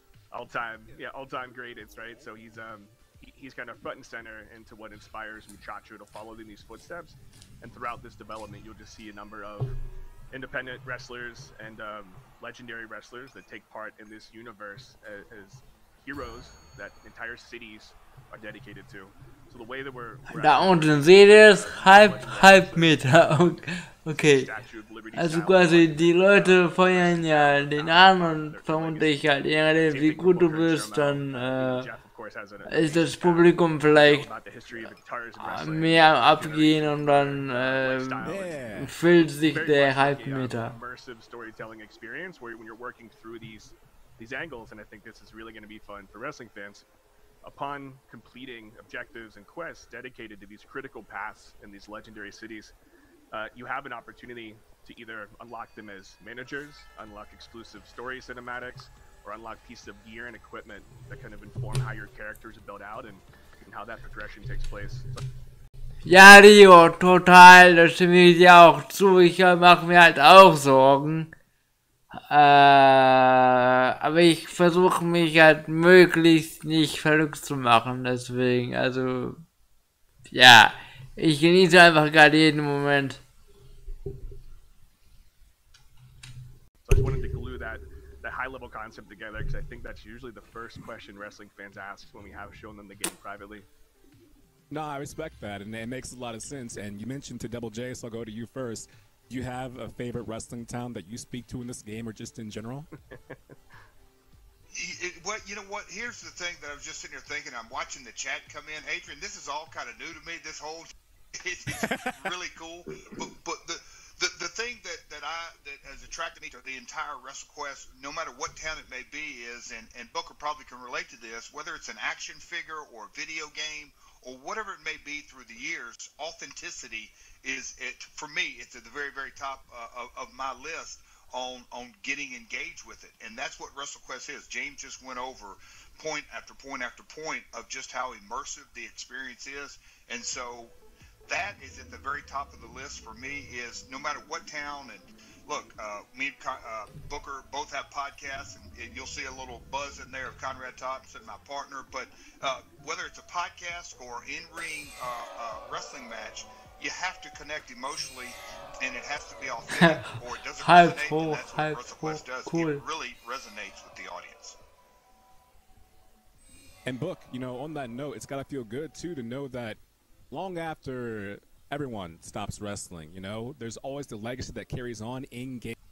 The ability to go back and recreate moments to create your own storyline. So it's got to be important for you to see that, right? Of course. I mean, you guys couldn't have hit the nail on the head better with someone like Savage. You know, Savage, Steamboat, WrestleMania 3. Not just WrestleMania 3 in that match, but the leading up to that match.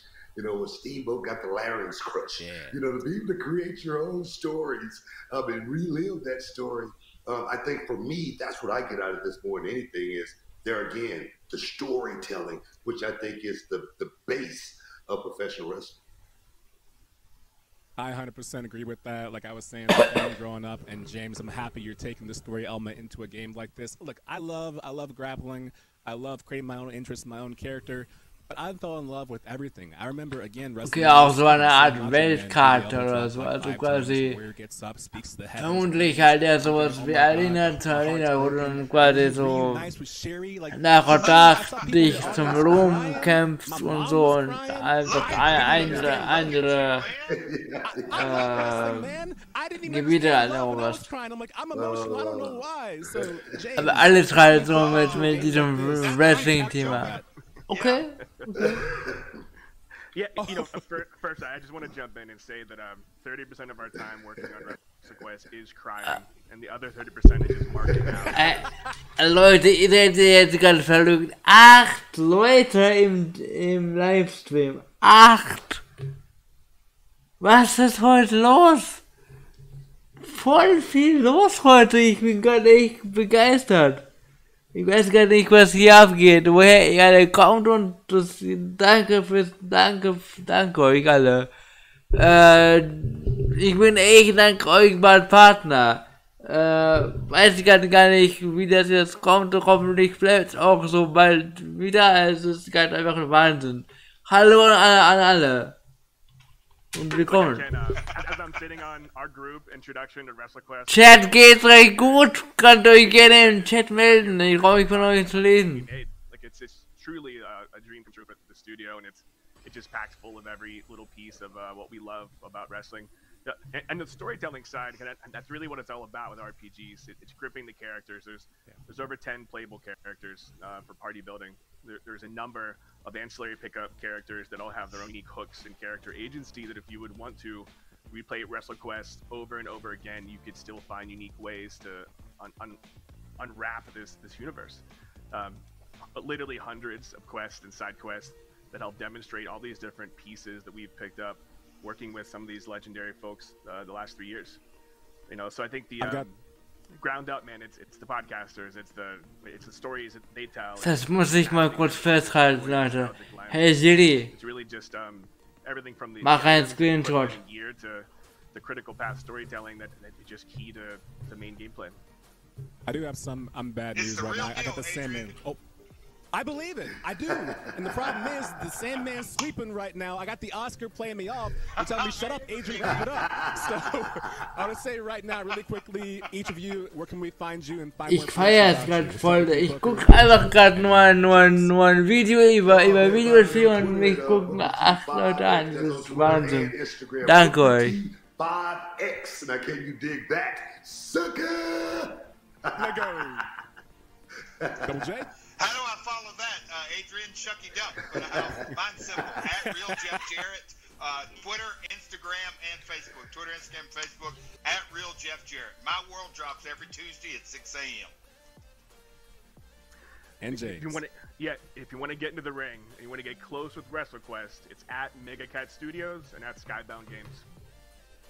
I appreciate it, gentlemen. This has been a dream come true to me. Thank you, James, for the wrestling experience. Booker T, thank you for everything that you do. And Double J, you can slam the acoustic guitar on my head whenever you want to, bro. So thank all of you for being here. I got one especially for you, Adrian. I promise. Die hat er sie genannt. MJ, Mega James, Double James. Finde ich cool. As you can tell, I'm geeked right now. I love professional wrestling. But I've got to shut up because this is not my show and it's not all about wrestling. It's about Idea Xbox Showcase, which is why Andrew Renee is going to connect with the lead game designer behind the upcoming title, Floppy Night. So before the devs join, though, we have a trailer. So let's take a look at that.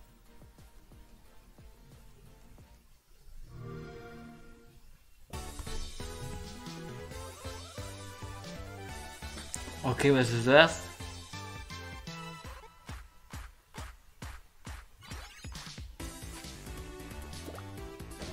So kartenmäßiges Rollenspiel, Yu-Gi-Oh!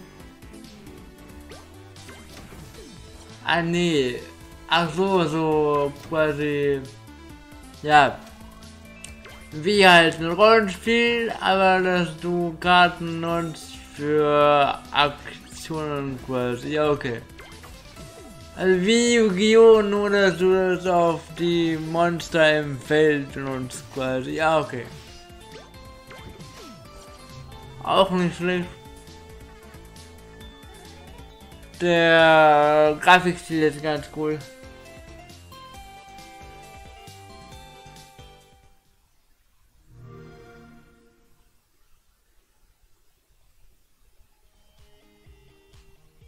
What's good, everybody, and welcome to the show, Christian. It's so good to have you from Rose City Games taking a look at Floppy Nights. How are you doing today?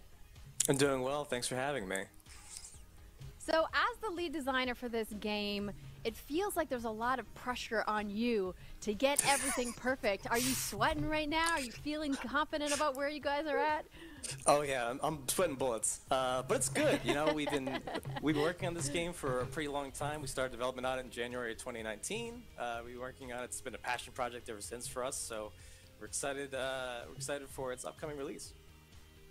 When we were doing our rehearsals yesterday, I had mentioned that, you know, you guys last showed this IRL at PAX 2020, which kind of feels like a lifetime ago. But with PAX East looming, it's kind of exciting to think that, you know, indie devs are going to once again get to connect with people. Has the feedback on your guys' previous games, like, you know, Garden Story and, of course, Into the World Next Door, really impacted the way that you guys have designed Floppy Nights?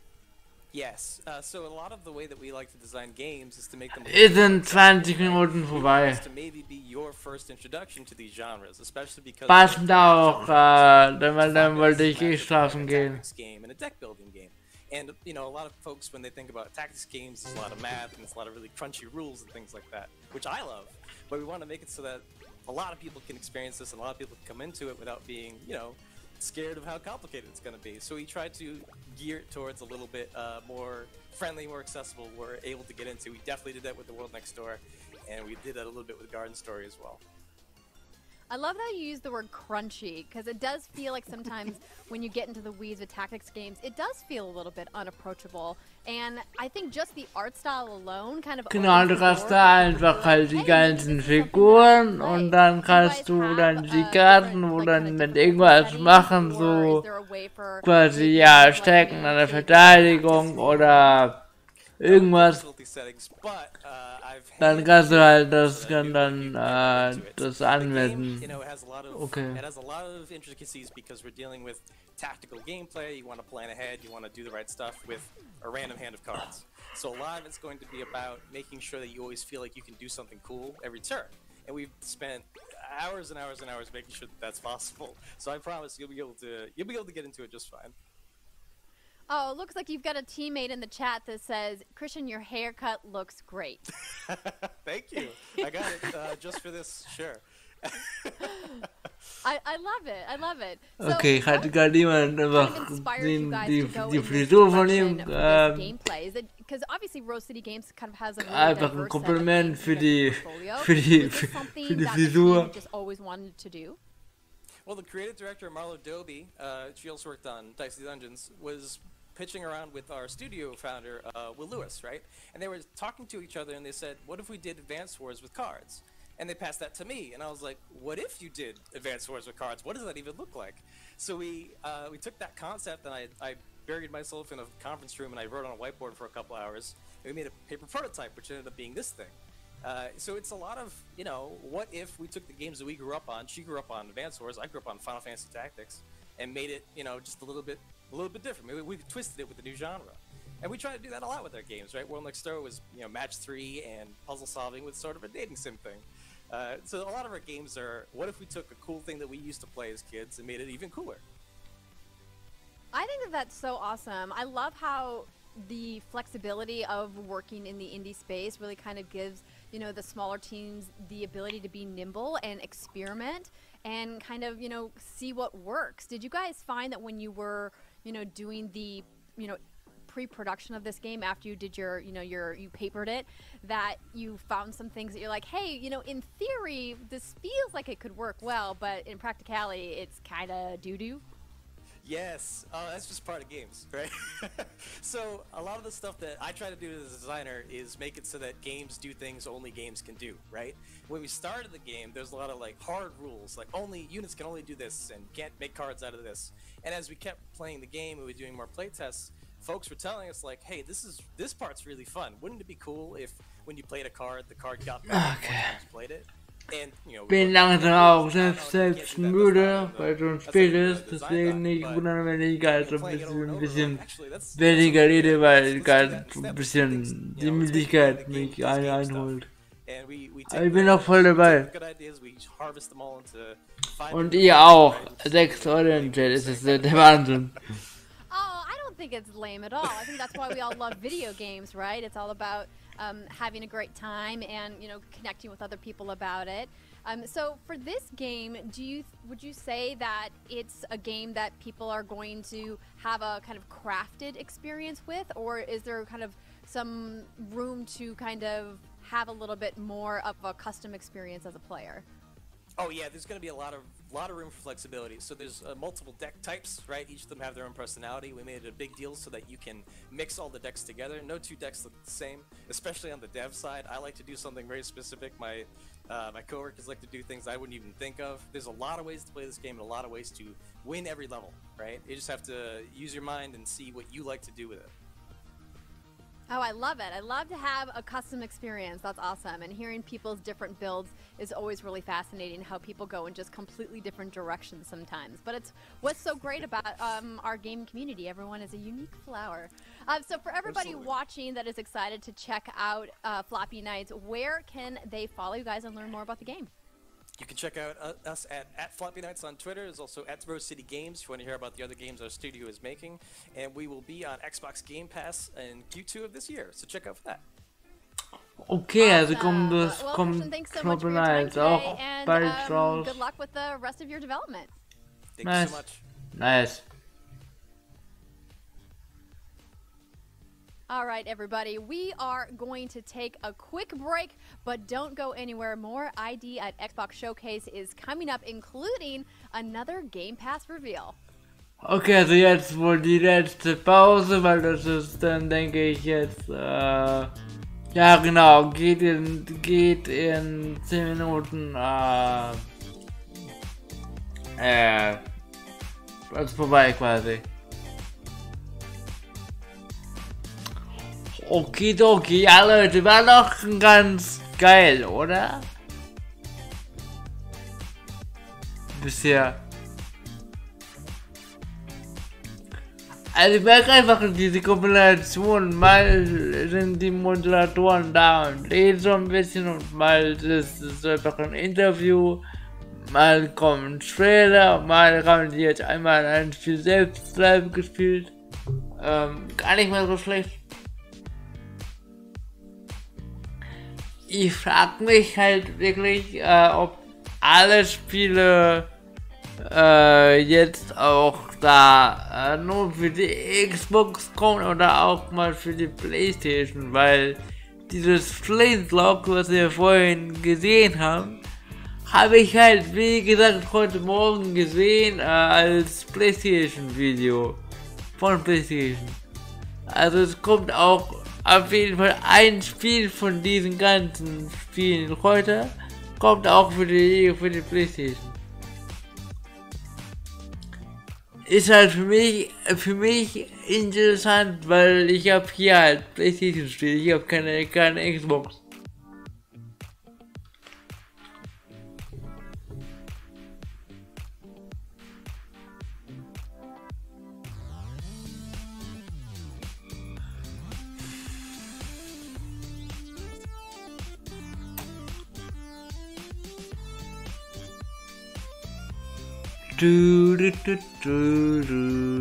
Noch eine Minute und dann geht's weiter. Ich spule extra nicht vor, damit das hier weiterhin flüssig bleibt.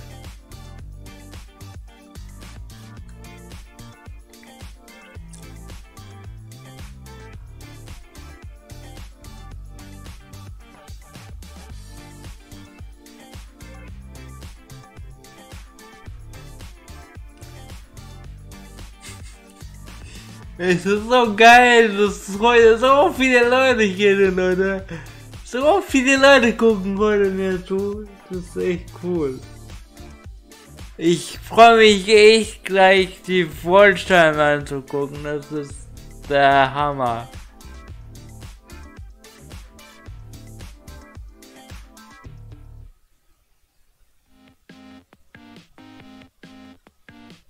Okay, in 4 Sekunden geht's weiter.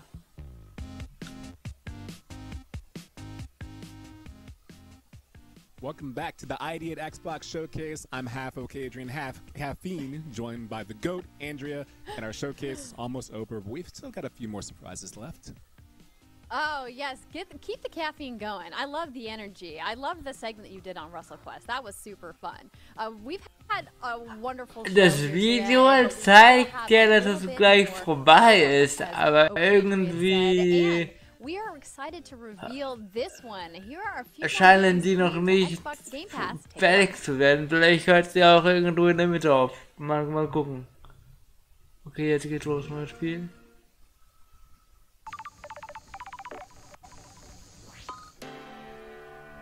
Fellow Traveler.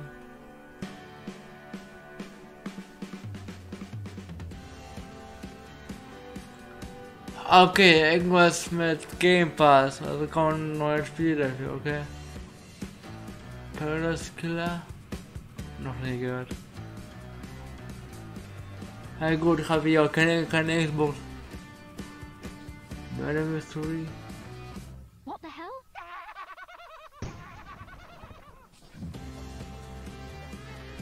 Kraken Academy. Okay.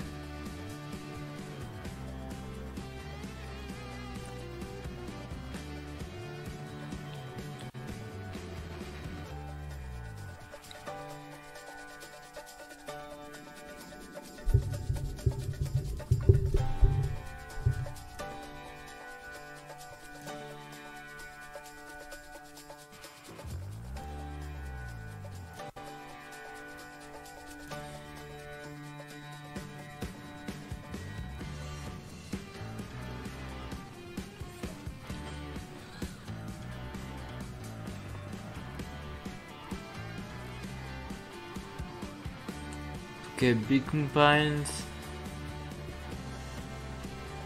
Die Spiele sind wohl, soweit ich jetzt verstehe, alle schon draußen, aber kommen jetzt halt für den Game Pass raus.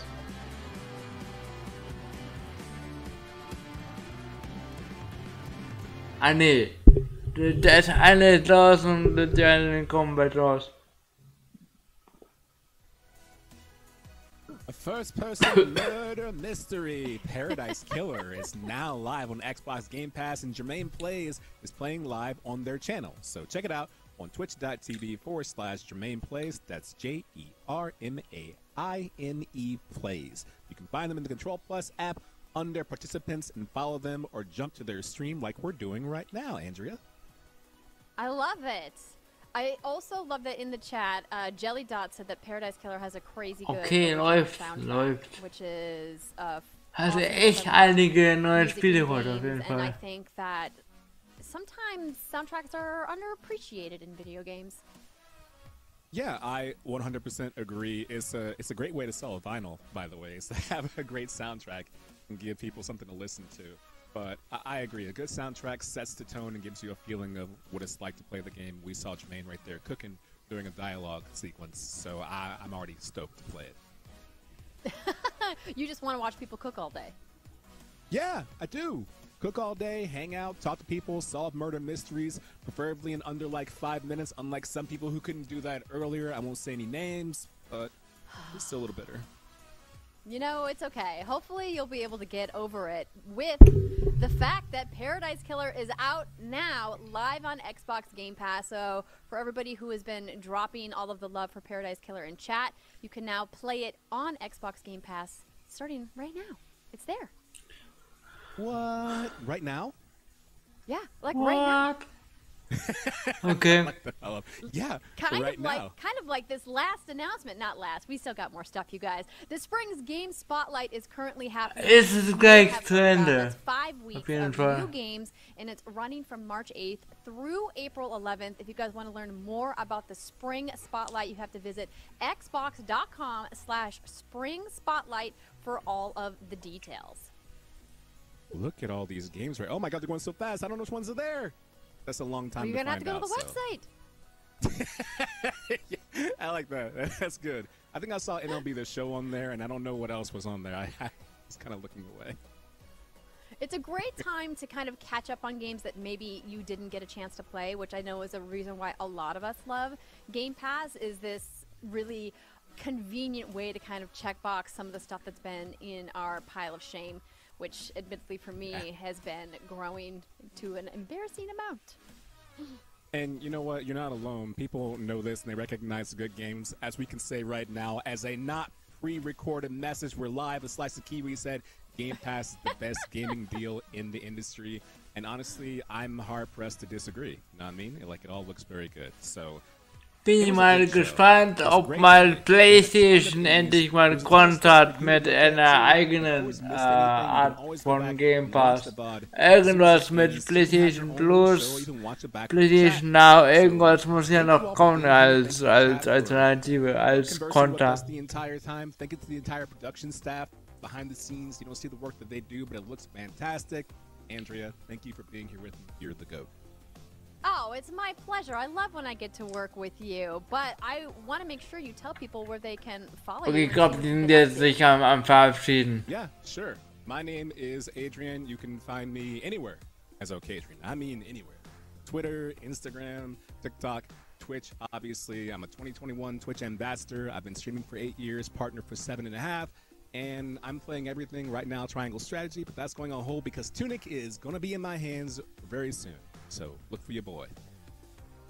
Oh yeah, I definitely have to download that stat. And I'm Andrea Renee. You can find me on Twitter at Andrea Renee, and you can follow my show, What's Good Games, at What's Good_Games, or right here on Twitch at What's Good Games. New podcast every Friday. I want to give a big thank you to all of the developers and our guests who joined us on the show today to share updates about their games and talk to us about what they've been making. If you are making a game or you have an idea for a game, you want to submit it to ID at Xbox, you can get all of the program details at xbox.com/ID for details. Maybe we'll be featuring your game on the next ID at Xbox Showcase. Who could say? But thank you to everybody for joining us today and to all of our partners Und at ID. ihr könnt gerne Const folgen, einfach Const-T. Und Const_T_ bei Instagram und TikTok. Okay, thanks for watching. Das war's wohl, Leute. Ja, voll cool, oder? Also mich hat es schon ziemlich gut gefallen. Gerade irgendwie ziemlich gute Vibes, das Ganze.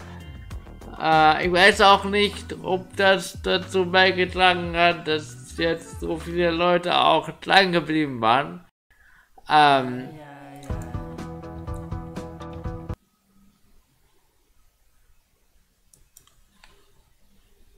Moment.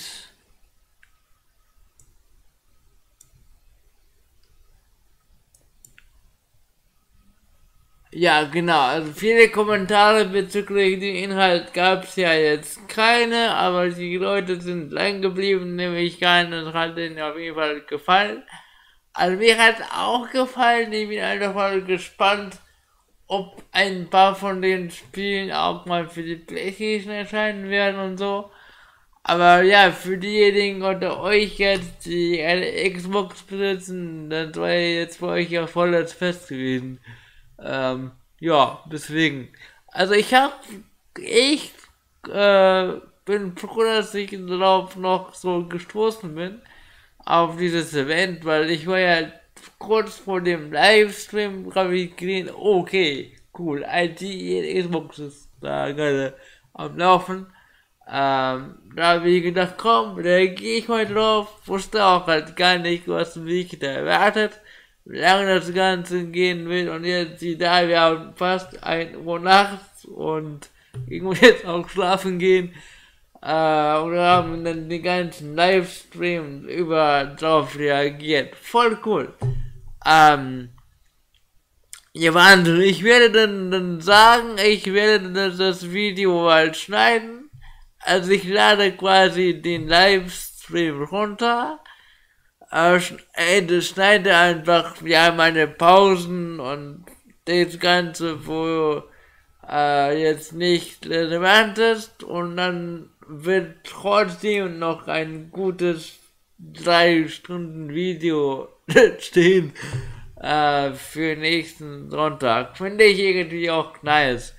Weiß nicht, ob das einige Leute dann halt verschlägt, das nicht anzugucken, aber ja, hier sind doch so viele Leute dran geblieben, dann nehme ich an, dass es jetzt dann trotzdem noch, Leute sich angucken würden, so als Wiederholung quasi, und für diejenigen, die jetzt nicht live dabei sein konnten. Wobei, heute waren echt viele live dabei, jetzt ist es 1 Uhr. Und immer noch 6 Leute gucken zu. Ich bin ganz begeistert. Also, die Watchtime läuft und ich bin echt mein Partner. Es geht gerade ratzfatz, ich kann es kaum fassen. Deswegen, ja, also wirklich, das ist geil. Okay, also Leute, ich würde sagen, ich ziehe mal meine Koffer aus. Also, war eine ganz gute Reaction. Schaltet morgen gerne ein, denn da gibt es das State of Play mit Hogwarts Legacy. Und darauf will ich auch morgen reagieren. Und natürlich, wenn es cool ist, es ist garantiert cool, mache ich auch halt ein Video draus, so wie heute halt. Und ja, echt vielen Dank fürs Einschalten und dranbleiben. Ihr seid echt die Besten und erfüllt gerade meinen Traum, Partner zu werden. Dann kommt bald hier Werbung und ich kann auch was nebenbei verdienen. Das ist mega geil. Ein Traum wird wahr, vor allen Dingen echt so greifbar nahe. Es ist einfach unfassbar. Abonniert meinen Kanal, aktiviert die Glocke und ja, ich würde sagen, nochmal, also abonniert den Kanal und aktiviert die Glocke, um kein neues Video mehr zu verpassen. Und wir sehen uns im nächsten Video wieder. Morgen ist der neue Livestream und für diejenigen, die das jetzt als Video gesehen haben, am Mittwoch bin ich wieder mal live und überhaupt, ja, es ist ganz so geil, deswegen freue ich mich auch auf das, was noch kommt. Und ja, Leute, bleibt auf dem Rollenden. Konsti out. Skra! Gute Nacht euch.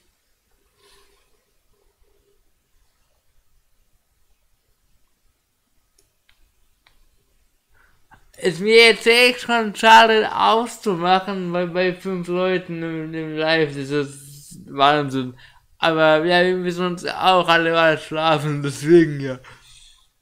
Abonniert, also aktiviert gerne die Glocke und schaut gerne ab und zu auf meinen Kanal, dann seht ihr auch, wenn ich was Neues rausbringe, deswegen, also anschauen lohnt sich. Bis dann, gute Nacht euch.